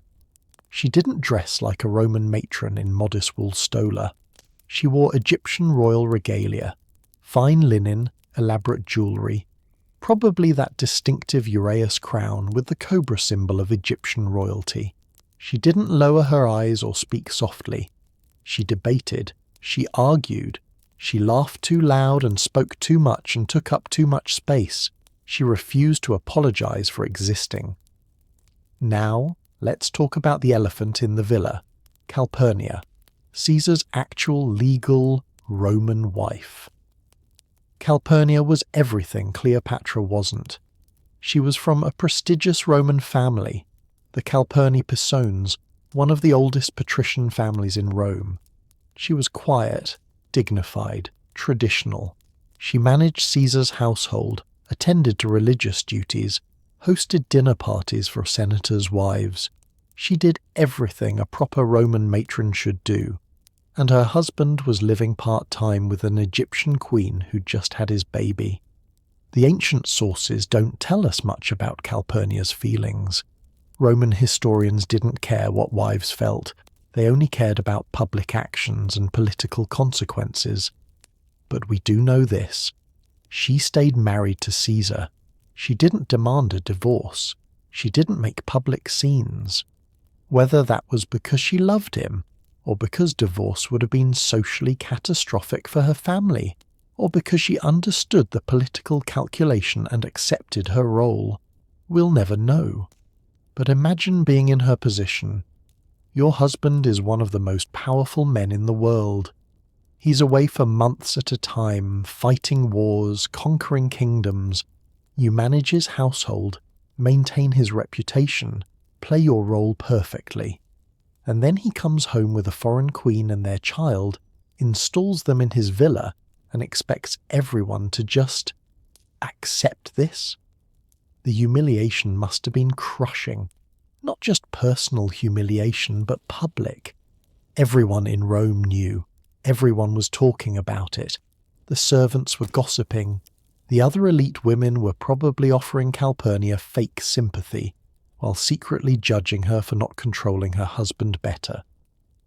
And Cleopatra, she was just living her life. raising Caesarion, meeting with intellectuals and philosophers, apparently not giving a single thought to whether her presence was destroying another woman's dignity. But here's where I want to push back on the narrative a bit, because history, written by Roman men, wants to paint Cleopatra as this home-wrecking seductress who destroyed Caesar's marriage for fun. But that's not quite accurate, is it? Caesar's marriage to Calpurnia was already hollow before Cleopatra arrived. It was a political arrangement that had served its purpose. Caesar had been having affairs for decades. Everyone knew it, including Calpurnia. The difference with Cleopatra wasn't that Caesar was unfaithful. The difference was that this time he wasn't hiding it. And maybe that's what really terrified Rome. Not the affair itself, but Caesar's refusal to pretend. His refusal to maintain the fiction that Calpurnia was his true partner, while Cleopatra was just a political alliance or a casual fling. By installing Cleopatra in his villa, by acknowledging Caesarion, by letting Cleopatra participate in his political life, Caesar was saying, "This is my real relationship. This is who I choose. And I don't care if you approve." That's power. Dangerous. Absolute power. The kind of power that doesn't need approval or permission. And then Caesar did something that pushed Roman society to its breaking point. In 46 BC, Caesar completed a temple he'd vowed to build years earlier, the temple of Venus Genetrix, Venus the Mother. Venus was Caesar's claimed ancestor. The Julian family traced their lineage back to Venus through her son Aeneas, so building a temple to Venus made sense politically and religiously. But inside that temple, right next to the statue of Venus herself, Caesar placed a golden statue of Cleopatra, a golden statue of a living foreign queen, next to Rome's mother goddess, in one of Rome's most sacred temples. Do you understand how provocative that was? In Roman religion, you didn't put statues of living people in temples. That was something kings did, something Eastern despots did. You especially didn't put foreign queens next to Roman gods, implying some kind of equivalence or divine status. But Caesar did it anyway, and according to ancient sources, the statue depicted Cleopatra as Isis Venus, a fusion of Egyptian and Roman divine imagery. He was literally saying, "This woman is divine. This woman is worthy of worship. This woman stands equal to the gods of Rome." Cicero wrote that the statue was offensive to Roman dignity. Other senators whispered about sacrilege. Common Romans started spreading rumours that Caesar wanted to move the capital to Alexandria, that he was planning to abandon Rome entirely for Egypt, and maybe they weren't entirely wrong to worry. Because every action Caesar took regarding Cleopatra suggested he was building towards something, some new political order that transcended the old republican system. He'd already been named dictator for 10 years, an unprecedented concentration of power. He was already making decisions without consulting the Senate. He was already acting more like a monarch than a magistrate, and now he had a foreign queen in his villa and their son, a potential heir who could unite Rome and Egypt. The final straw came in early 44 BC. Mark Antony, Caesar's loyal general and close friend, offered Caesar a crown during a public festival. It was supposed to be a test, to see how Romans would react, to gauge whether people were ready for Caesar to become king. Caesar refused the crown, publicly, dramatically refused it. 3 times Antony offered, 3 times Caesar pushed it away. But here's the thing, the mere fact that the offer was made, that it was even considered possible, that told everyone in Rome exactly where things were heading. Caesar was becoming a king in everything but name, and Cleopatra, with her divine statues and her royal presence, and her son who bore Caesar's name, she was going to be his queen. The senators who believed in the Republic saw their worst nightmare coming true. and they started planning how to stop it. Cleopatra had been in Rome for about 18 months when the Ides of March arrived. 18 months of cultural warfare, of social scandal, of political manoeuvring. 18 months of Caesar dividing his time between his Roman wife and his Egyptian queen, between republican duties and monarchical ambitions. 18 months of building towards something that would never get the chance to happen. Because on March 15th, 44 BC, everything Cleopatra and Caesar had built together, all their plans, all their dreams, all their impossible visions of a united empire, all of it was about to end in the most brutal way possible.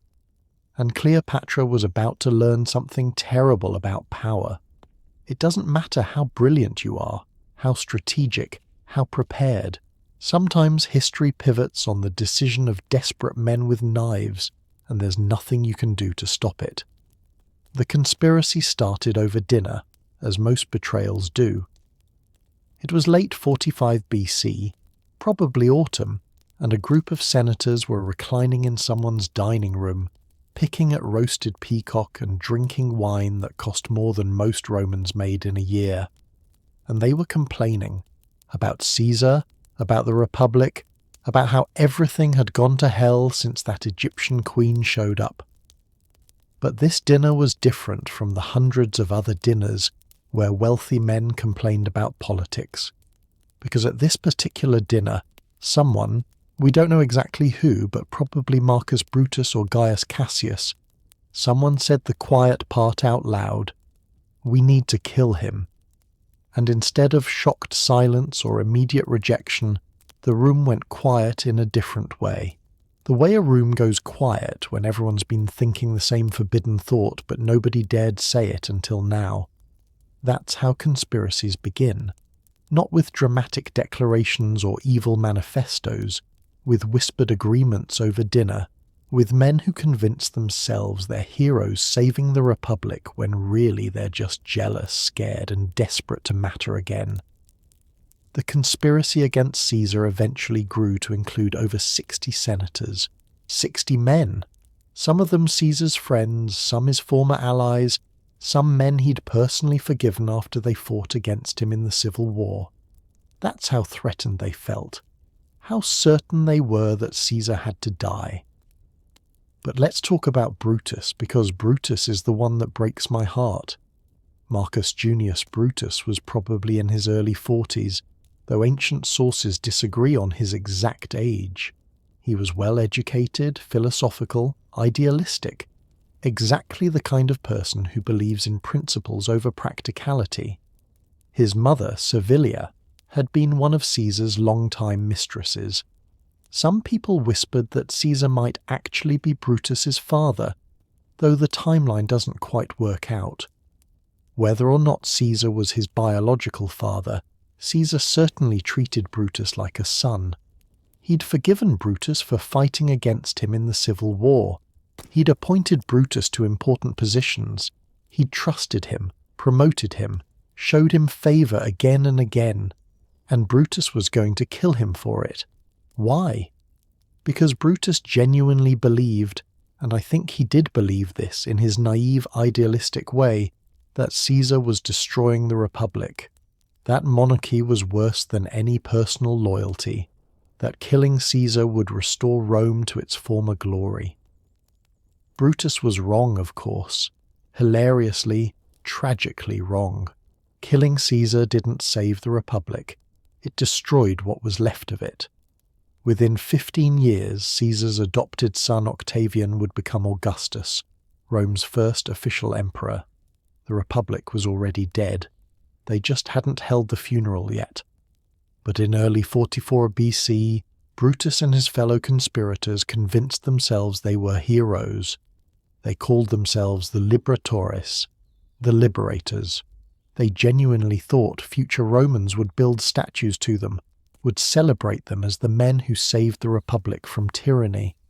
Instead, history would remember them as assassins, traitors, the men who stabbed their friend because they couldn't handle change. Now here's what makes this even more tragic. Caesar knew something was wrong. He had to have known, because the warnings were everywhere. His wife Calpurnia had nightmares. Ancient sources tell us that on the night before March 15th, she dreamed she was holding Caesar's murdered corpse, blood pouring from 23 wounds. She woke up screaming and begged Caesar not to go to the Senate that day. Soothsayers, and yes, Romans actually consulted fortune-tellers before major decisions, warned Caesar to beware the ides of March. The ides were just the middle of the month in the Roman calendar, but this particular date, March 15th, had been marked as dangerous. Friends sent messages urging caution. Anonymous notes were left warning of a conspiracy. Even Mark Antony, Caesar's right-hand man, apparently tried to intercept him on the way to the Senate with warnings. And you know what Caesar did? He went anyway. Why? Was it arrogance? A death wish? Or had he simply reached a point where he was so exhausted by the political games, so tired of watching his back, that he decided if they were going to kill him, they should just get it over with? I think about Cleopatra in those final days. She was still in Rome, still at the villa across the Tiber. Did Caesar visit her the night before the Ides? Did he tell her about Calpurnia's nightmares, about the warnings? Did she beg him to be careful? Ancient sources don't tell us. They don't care what the foreign queen thought or felt. But she must have sensed something. She'd survived assassination attempts herself. She knew how palace politics worked. She must have felt the danger in the air. The morning of March 15th started normally enough. Caesar woke up, probably dismissed Calpurnia's fears with some reassuring words. He had a Senate meeting to attend.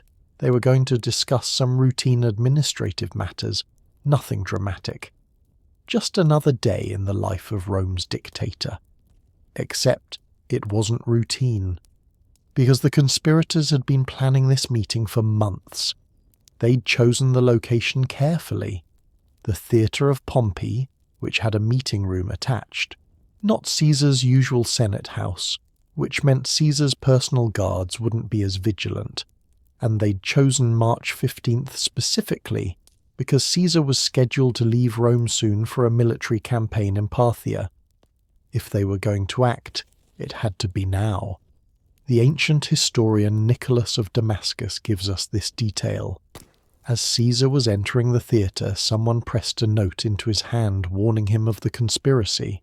Caesar took the note, meaning to read it, but was surrounded by people wanting his attention before he could unfold it. He was still holding that unread warning when the knives came out. Can you imagine? The information that could have saved his life was literally in his hand. But he was too busy, too distracted, too confident that surely his friends wouldn't actually hurt him. Mark Antony, big, loyal, straightforward Antony, was delayed outside. The conspirators had arranged this deliberately. One of them, Trebonius, pulled Antony into a conversation, keeping him away from the meeting room. Because Antony would have fought. Antony would have thrown himself between Caesar and the knives. They needed him out of the way. So Caesar walked into that room alone, surrounded by senators, many of whom were secretly carrying daggers under their togas, and he had no idea he was walking into an ambush. The signal to attack was when one of the conspirators, Tilius Cimber, approached Caesar with a petition. It was about Cimber's exiled brother. Could Caesar please show mercy and allow him to return to Rome? Caesar refused.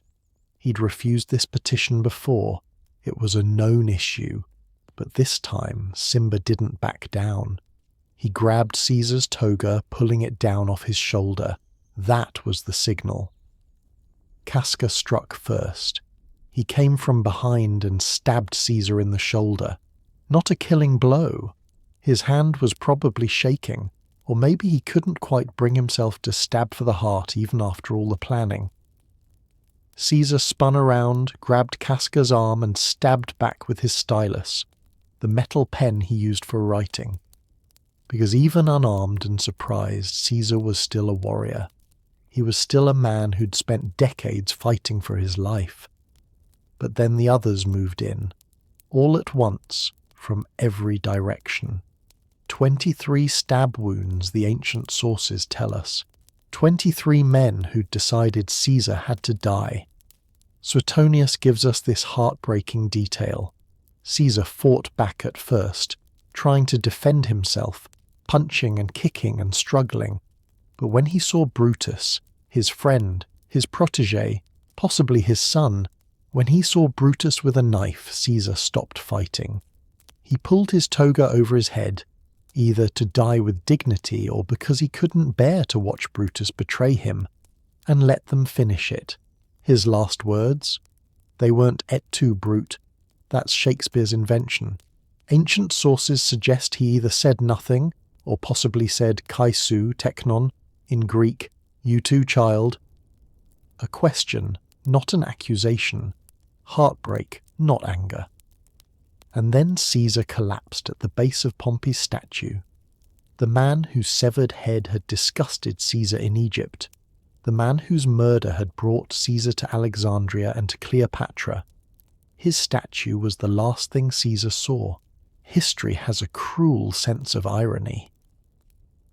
The Senate chamber descended into chaos within seconds of Caesar's collapse. Some senators ran, just bolted for the exits, togas flying behind them, not knowing if the assassins were planning to kill anyone else. Others stood frozen, staring at the blood pooling around Caesar's body. A few, the conspirators, stood there with their knives still drawn, probably expecting applause, expecting Romans to pour into the streets celebrating the death of the tyrant. That's not what happened. Instead, word spread through Rome like wildfire and the city went absolutely silent. The markets closed. People locked their doors because nobody knew what came next. Was this the start of another civil war? Were the legions going to march on Rome seeking revenge? Was everything about to collapse into violence again? And at the villa across the Tiber, Cleopatra heard the news. We don't know exactly how she found out. Maybe a servant came running with the message. Maybe she heard the strange silence falling over the city and sent someone to investigate. But within hours, probably within minutes, she knew. Caesar was dead, stabbed by his own senators, murdered in the meeting room where he'd gone expecting routine political business. The man she loved, the father of her child, the partner she'd bet her entire future on, dead. Try to imagine that moment. You're in a foreign city where half the population already hates you. Your only protection was the man they just murdered. You have a 3-year-old son who's the living proof of your relationship with that murdered man, and you're surrounded by people who would probably celebrate if you died too. What do? Ancient sources tell us Cleopatra's first instinct was to flee immediately. Just grab Caesarion and run, get to the ships in the harbour, get back to Egypt where she had actual power, where she could protect her son and herself. But she couldn't leave immediately. The conspirators had locked down the city. Nobody was getting in or out until they figured out what to do next. And anyway, fleeing would have looked like an admission of guilt, like she'd been part of Caesar's supposed tyranny. So Cleopatra did something incredibly brave and incredibly calculated. She stayed. She kept herself visible. She attended to Caesar's funeral arrangements, or tried to, because Calpurnia, as the legal wife, had the primary role in those arrangements. Can you imagine those two women in those days after the assassination? Calpurnia, who'd been married to Caesar for 15 years, who'd warned him that morning not to go, who'd known something terrible was coming, and Cleopatra, who'd shared Caesar's grand dreams, who'd borne his son, who'd built a future that now lay in ruins. Did they talk to each other? Console each other? Or did they just orbit around each other in that strange grief limbo, two women who'd loved the same complicated man in completely different ways. The ancient sources don't tell us. They barely mention Cleopatra at all in the immediate aftermath, which probably means she was being smart, staying quiet, staying out of sight, not giving Caesar's enemies any excuse to turn their violence toward her. Caesar's funeral was held on March 20th, 5 days after the assassination. Mark Antony gave the famous eulogy, the Friends Romans Countrymen speech, except that's also Shakespeare's invention. What Antony actually said, according to ancient historians, was probably more raw, more angry, more calculated to turn the mob against the assassins. He displayed Caesar's bloodied toga. He read Caesar's will, which left money to every Roman citizen and gave his gardens to the public. He painted Caesar not as a tyrant, but as a generous father figure to Rome, who'd been murdered by ungrateful, ambitious men. And it worked. The mob turned violent. They tried to burn down the houses of Brutus and Cassius. The assassins, the so-called liberators, had to flee Rome for their lives. Within weeks they'd be raising armies to fight against Caesar's successors, the republic the conspirators claimed they were saving. It lasted about 3 more weeks before descending into the civil war that would ultimately destroy it forever.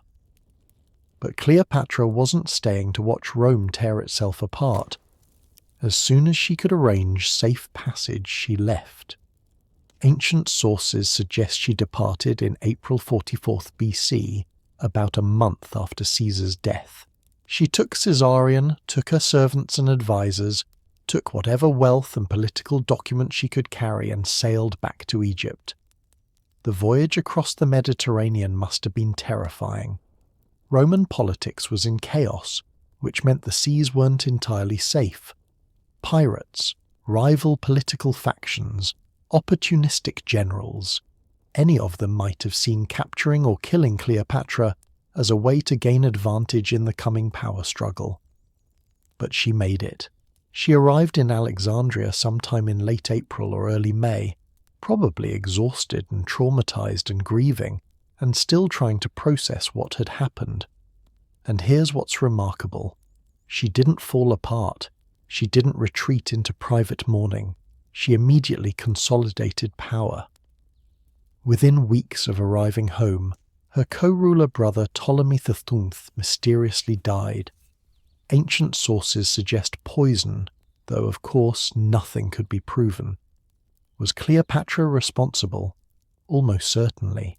Did she order his death? Probably, because she just watched what happens when you share power with people who can be used against you. She'd watched conspiracies form and strike. She wasn't making that mistake again. With Ptolemy III dead, Cleopatra installed 3-year-old Caesarion as her co-ruler. Ptolemy XV Caesar, she called him officially. The son of Julius Caesar, ruler of Egypt, living proof that the Caesar bloodline survived. It was a declaration, a message to Rome and to the world. Caesar's dream isn't dead. His legacy lives in our son, and I'm going to make sure that legacy survives. But Cleopatra had a problem, a huge, terrifying problem that grew more urgent with every passing month.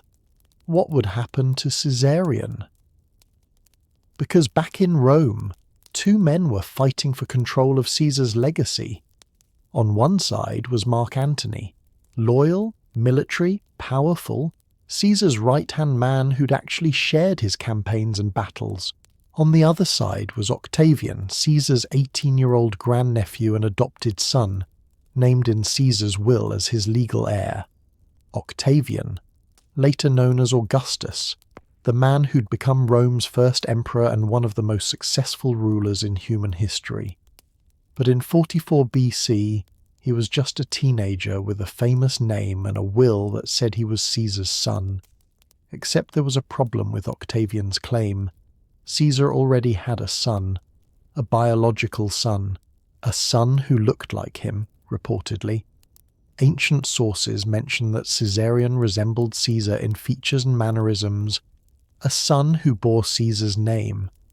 From Octavian's perspective, Caesarion was a threat, the one person who could undermine his entire claim to Caesar's legacy, the one person who represented an alternate future where Rome and Egypt united under Caesar's bloodline. And from Cleopatra's perspective, Octavian was a teenage boy playing at politics, too young and inexperienced to understand the grand vision she and Caesar had shared. She bet on the wrong horse. She sided with Mark Antony. And you know what? It made sense at the time. Antony was older, experienced, powerful. He'd been Caesar's partner for years. He understood the eastern provinces, understood military strategy, understood how to actually rule rather than just inherit titles. How could Cleopatra have known that the awkward 18-year-old would turn out to be one of history's most brilliant political operators? That within 15 years, he'd eliminate all rivals and establish a new Roman order that would last centuries? She couldn't have known. She made the best choice with the information available, and it would cost her everything. But I'm getting ahead of the story, because between Caesar's death in 44 BC and Cleopatra's final tragedy in 30 BC, there's another chapter, another love affair, if you can call it that, another complicated relationship between a Roman general and the Egyptian queen. Mark Antony was about to enter Cleopatra's life, and their relationship would be remembered very differently than her time with Caesar, more passionate, more equal, more doomed from the start, because Caesar and Cleopatra's relationship was about strategy and vision and building something new. But Antony and Cleopatra's relationship, that was about desperation and defiance and rage against a world that wouldn't let them exist on their own terms. That was about two people who knew they were probably going to lose but decided to burn everything down rather than surrender quietly. 3 years after Caesar's assassination, Cleopatra received a summons from Mark Antony. It was 41 BC. The civil wars following Caesar's death had finally settled into an uneasy balance. Antony, along with Octavian and another general named Lepidus, had formed the Second Triumvirate, basically dividing the Roman world into 3 zones of control. Antony got the eastern provinces, which meant he was now, essentially, Cleopatra's boss. And he wanted to meet her in Tarsus, a city in modern-day Turkey, to discuss Egypt's role in his upcoming campaign against Parthia. Now Cleopatra had met Antony before. He'd been in Egypt with Caesar during the Alexandrian War. He'd probably been at some of those dinners during the siege, part of the military command. But they hadn't been close. He was just one of Caesar's generals, competent, loyal, but not particularly distinguished. 3 years later, the situation was very different. Antony was now one of the 3 most powerful men in the Roman world, and Cleopatra needed his protection for herself and for Caesarion. Because Octavian was already making moves, already consolidating power in Rome, already positioning himself as Caesar's true heir. So Cleopatra knew this meeting in Tarsus was crucial. She needed to make an impression, needed to secure Antony's support, needed to ensure that he saw her as an ally rather than a resource to be exploited. And this is where Cleopatra's theatrical genius comes back into play. Because just like she'd made an unforgettable entrance with Caesar by arriving in a carpet, she was going to make an unforgettable entrance with Antony. The ancient historian Plutarch describes what happened, and honestly, it sounds like something from a fantasy novel. Cleopatra arrived in Tarsus on a golden barge with purple sails. The oars were silver. The deck was perfumed with incense so strong you could smell it from the shore. Musicians played flutes and lyres, and Cleopatra herself was dressed as the goddess Venus, or Isis Venus, the fusion deity she'd cultivated, reclining under a golden canopy, while servants dressed as cupids fanned her and boys dressed as sea gods worked the oars. It was absurd. It was excessive. It was exactly the kind of over-the-top spectacle that made Romans roll their eyes and complain about Eastern decadence, and Antony absolutely loved it. Because here's what you need to understand about Mark Antony. He wasn't Caesar. He didn't have Caesar's intellectual brilliance or political subtlety. What Antony had was charisma, military skill, and an appreciation for life's pleasures. He liked parties, liked excess, liked being entertained. Where Caesar would have analysed Cleopatra's entrance as a political strategy, Antony just enjoyed the show. Their relationship was different from the start, more equal in some ways, less cerebral in others. Caesar and Cleopatra had bonded over philosophy and strategy.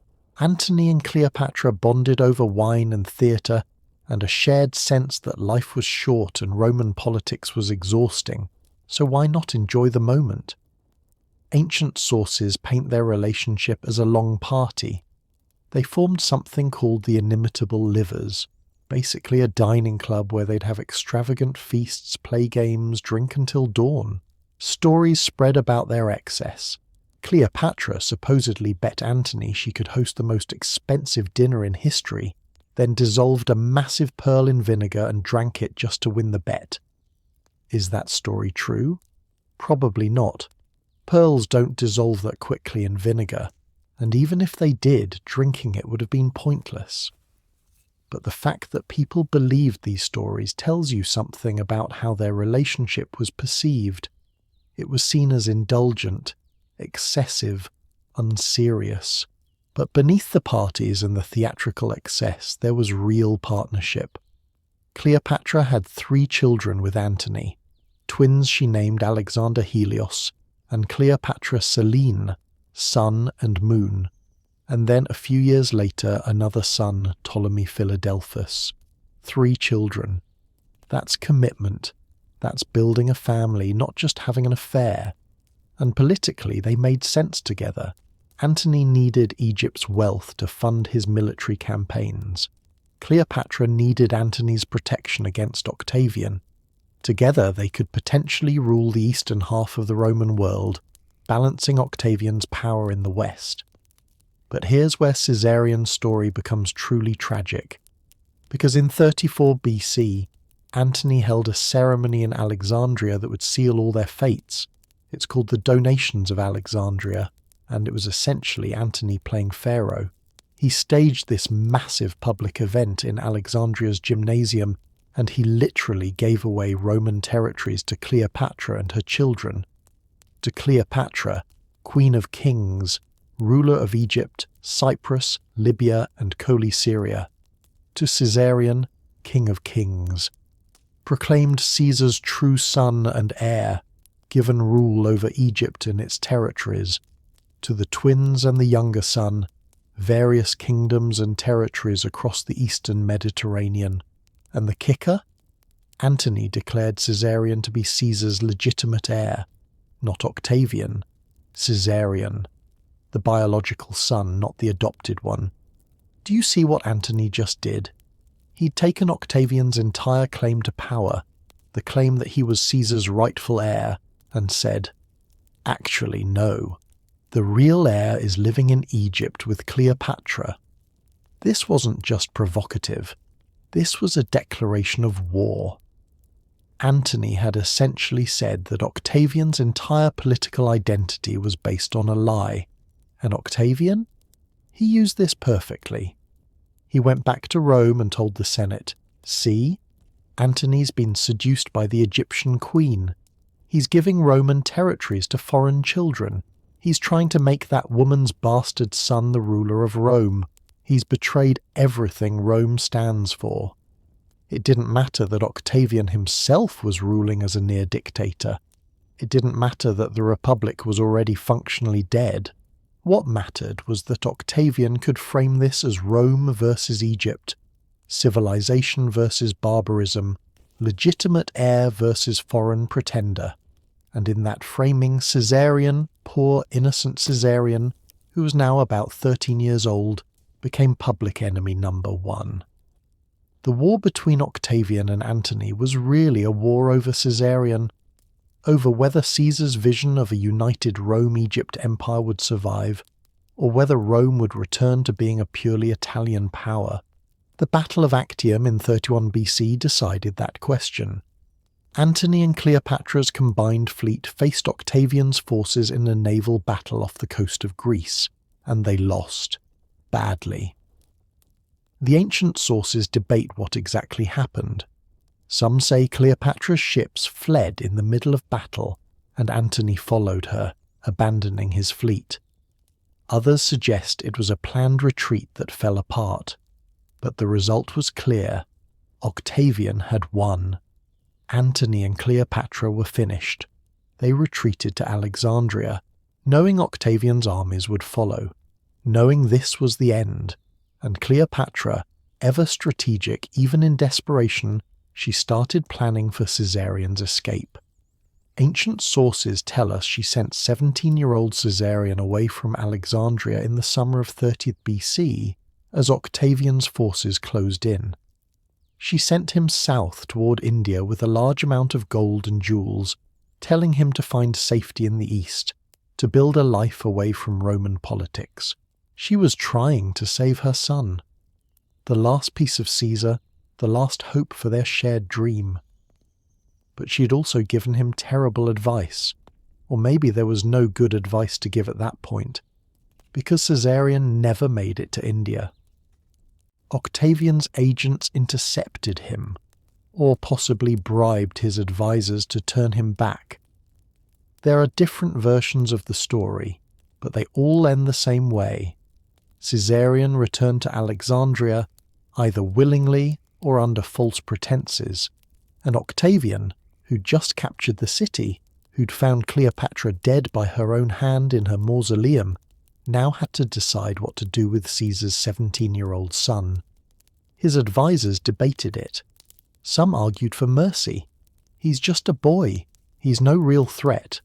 Exile him somewhere remote and he'll fade into obscurity. Others argued that the risk was too high. As long as Caesarion lived, he was a potential rallying point for rebellion, a living symbol of an alternative Roman future. The decision apparently came down to one of Octavian's philosophers, a man named Arrius Didymus. And Arrius gave Octavian advice that's been quoted for 2,000 years. Too many Caesars is not good. It's a pun in Greek. Polythai Kaiseros ok agathon, playing on a line from Homer's Iliad about too many rulers.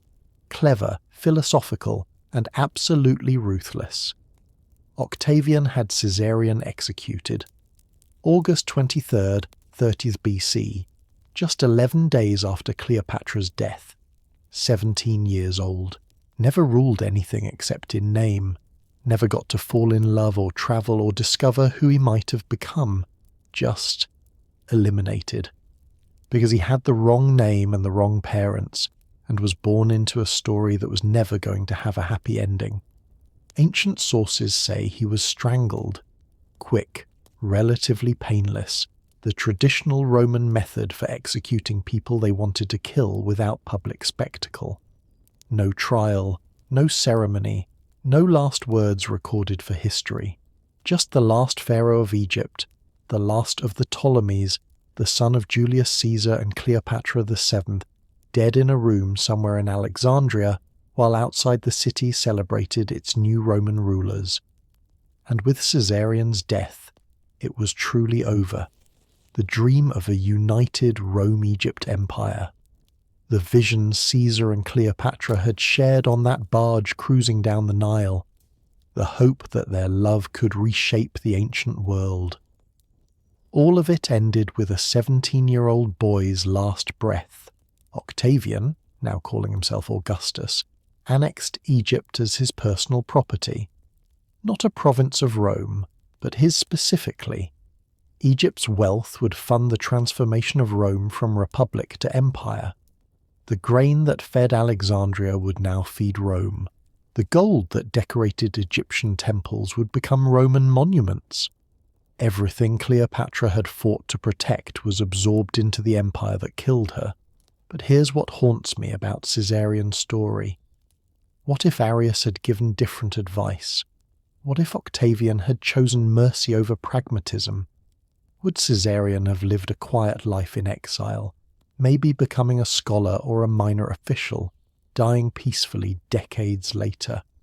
Or was he always doomed? Was he born into a story where the ending was written before he could even speak, where his father's name and his mother's ambition guaranteed his destruction?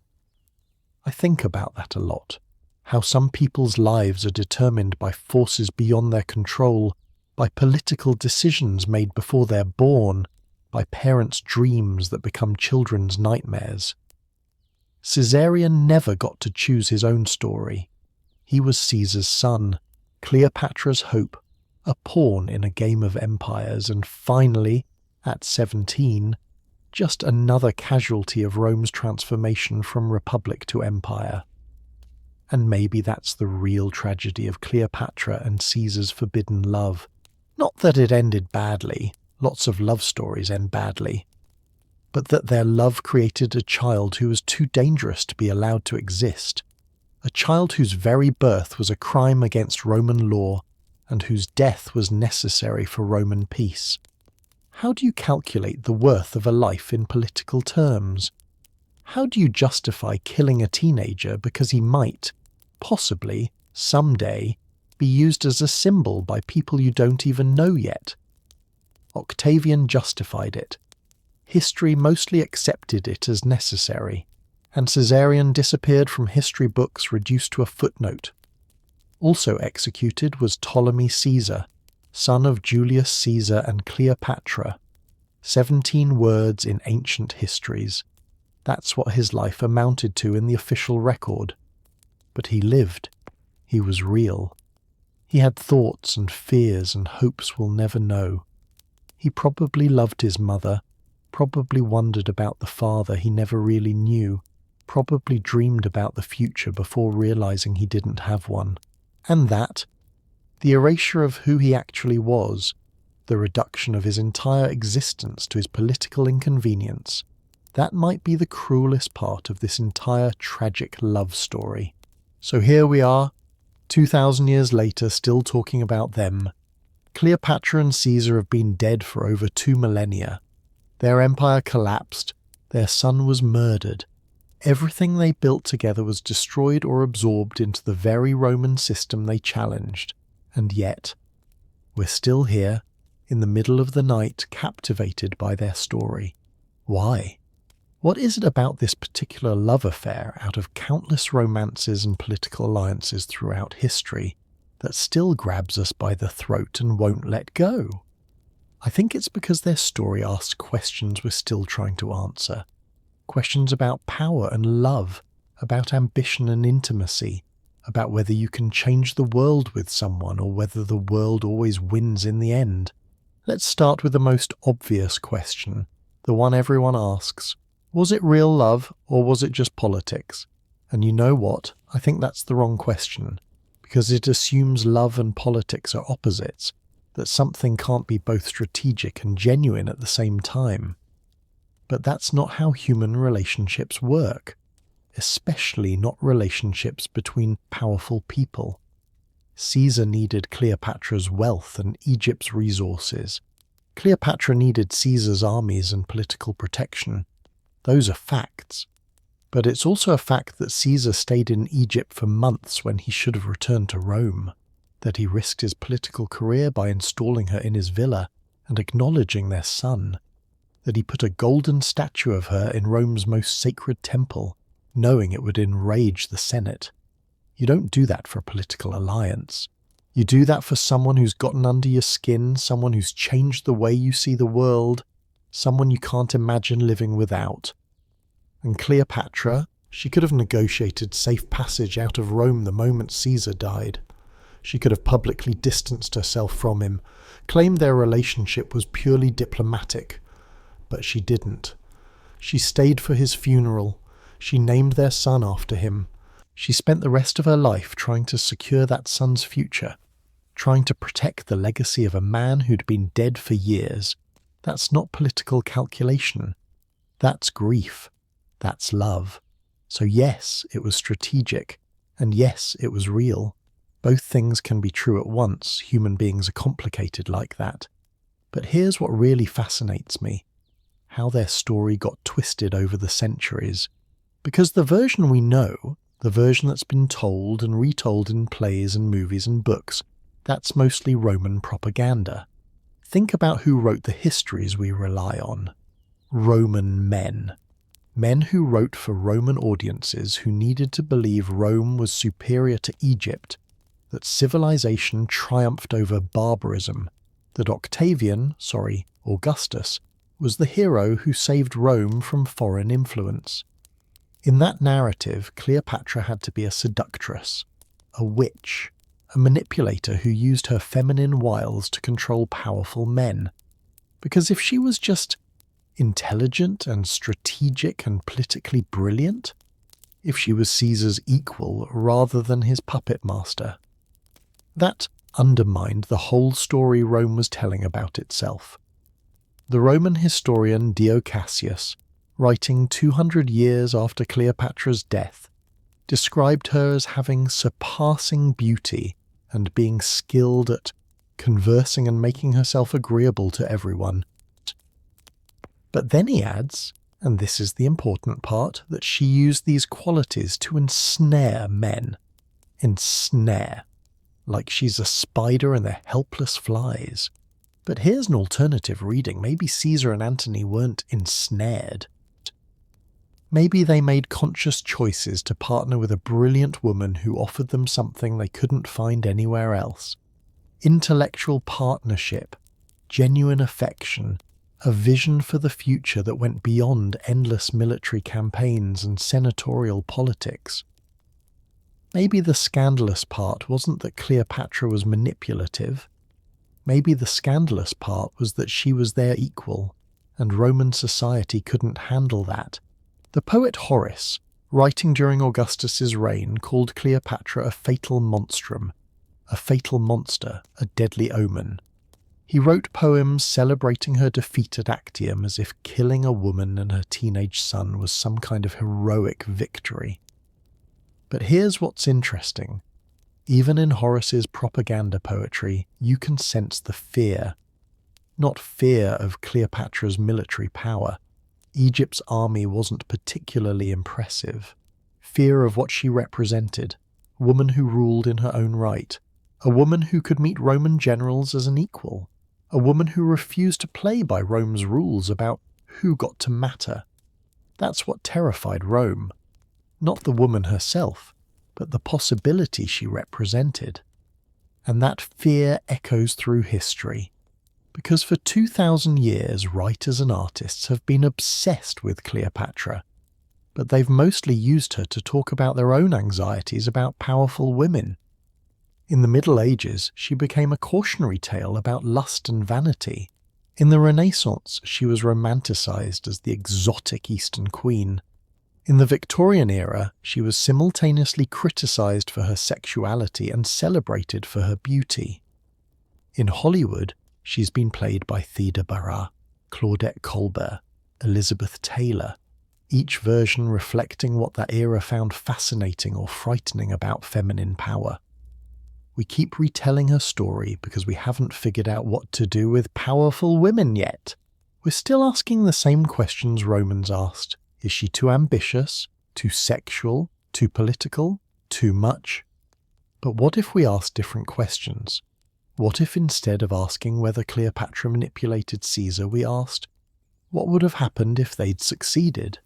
Imagine that alternate timeline. Caesar isn't assassinated in 44 BC. He returns from his planned Parthian campaign victorious. He's now effectively emperor in everything but name, with Egypt's wealth backing him and Cleopatra as his partner. They slowly transform Rome from a republic to a new kind of empire, one that blends Greek, Egyptian, and Roman traditions. Caesarion grows up learning from both parents, training to rule both Egypt and Rome. When Caesar dies, let's say peacefully, at 70, Caesarion inherits a united Mediterranean empire. No civil wars between Antony and Octavian. No Battle of Actium. No need to execute a 17-year-old boy because he's politically inconvenient. The cultural legacy alone would be staggering. The Library of Alexandria never burns completely. Greek philosophy and Egyptian science blend with Roman engineering. Maybe the Renaissance happens 1,000 years earlier. Maybe the entire trajectory of Western civilization shifts. Or maybe it all falls apart anyway. Maybe Caesarion turns out to be a terrible ruler. Maybe the Roman legions revolt against Egyptian influence. Maybe the empire fragments even worse than it did historically. We'll never know. That's the tragedy and the fascination of history. All those closed doors, all those roads not taken. But here's what we do know. Caesar and Cleopatra tried to build something unprecedented. They tried to create a new kind of power structure where West met East, where masculine military power balanced with feminine political intelligence, where an empire could be built on partnership rather than conquest. And they almost succeeded. They got so close. The pieces were all there. The wealth, the military, the vision, the partnership. If Caesar had lived another 5 years, if the conspirators had been less paranoid, if Brutus had valued loyalty over principle, if Octavian had been less brilliant at turning public opinion. So many ifs, so many moments where history pivoted on a knife's edge, sometimes literally. What can we learn from this story here in the 21st century? What does a 2,000-year-old love affair between a Roman dictator and an Egyptian queen have to teach us about our own lives, our own relationships, our own struggles with power and intimacy? I think the first lesson is this. Love doesn't make you safe. Cleopatra loved Caesar, and he still got murdered by his best friend.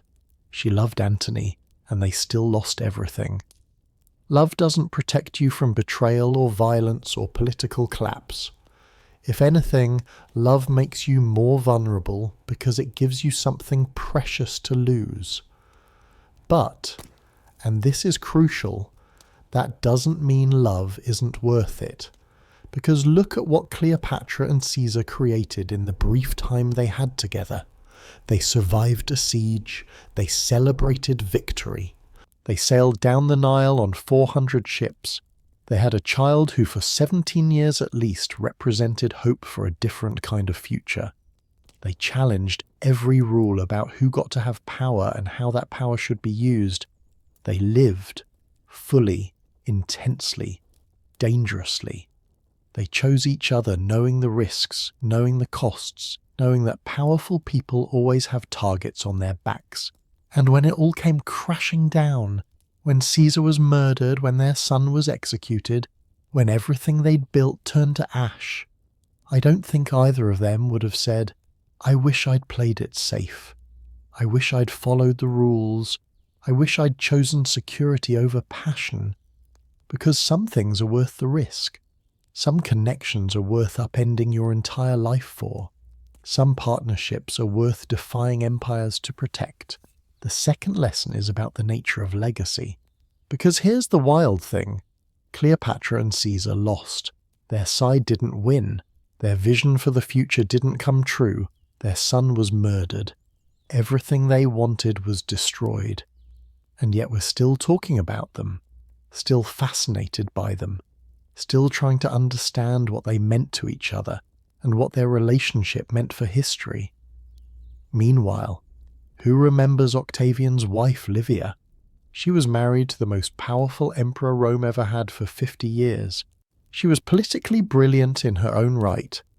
But if you asked a random person on the street to name a famous woman from ancient Rome, they'd say Cleopatra long before they'd say Livia. Winning politically doesn't always mean winning historically.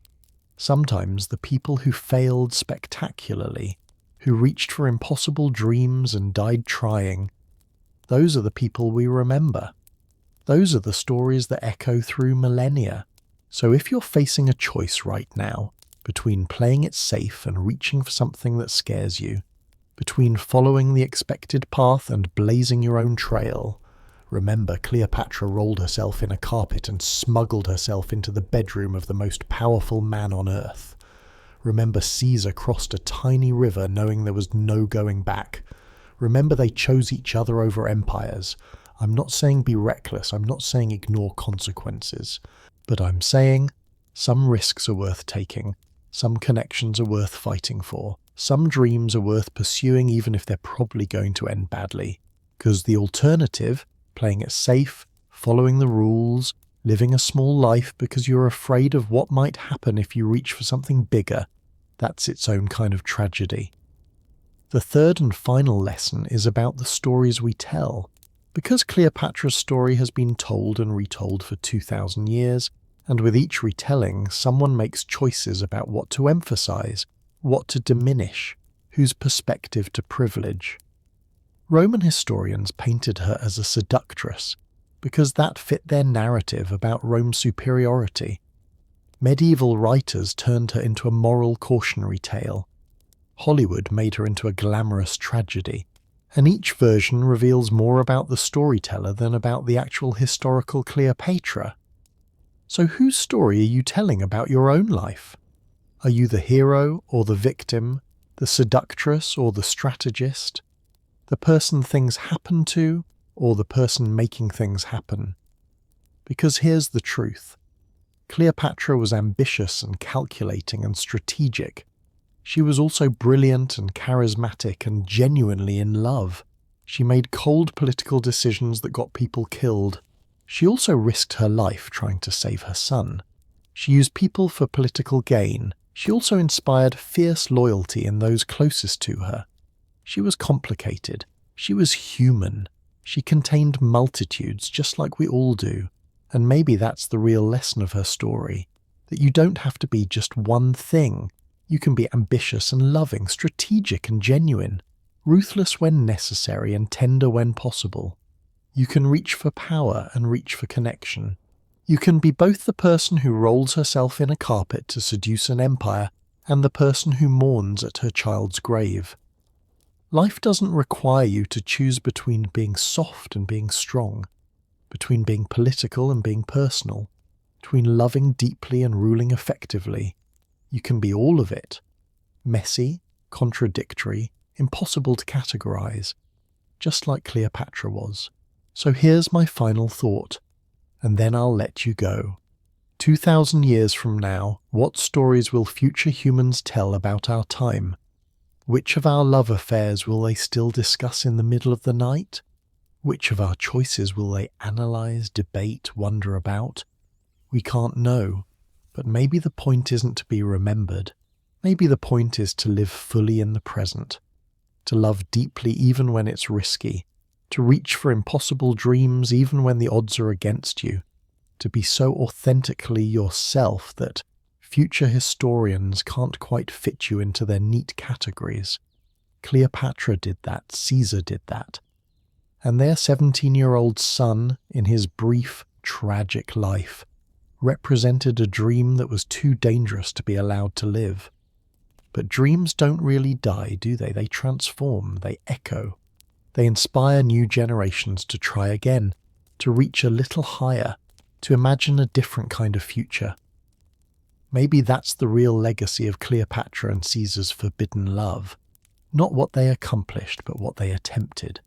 Not the empire they built, but the vision they shared. Not the ending, but the audacity of trying. And maybe, just maybe, that's enough. Thank you for spending this time with me tonight, diving deep into a story that's been captivating people for 2 millennia. I hope it made you think, made you feel, maybe even inspired you to take your own impossible risk. If this story resonated with you, I'd love to hear your thoughts in the comments. What struck you most about Cleopatra and Caesar's relationship? Do you think it was love or politics or both? And what would you have done if you were Caesarion, knowing your very existence was too dangerous for the powerful to allow? Drop your thoughts below, and make sure you're subscribed, because we have so many more stories to explore together. Stories of love and power, ambition and tragedy, Humans reaching for impossible dreams and sometimes, just sometimes, actually grasping them. Next time we'll dive into another chapter of history that Hollywood got wrong, another love story that shaped the world in ways we're still discovering. Trust me, you won't want to miss it. Until then, sleep well, dream boldly, and remember, sometimes the most dangerous thing you can do is exactly what everyone tells you is impossible. Good night.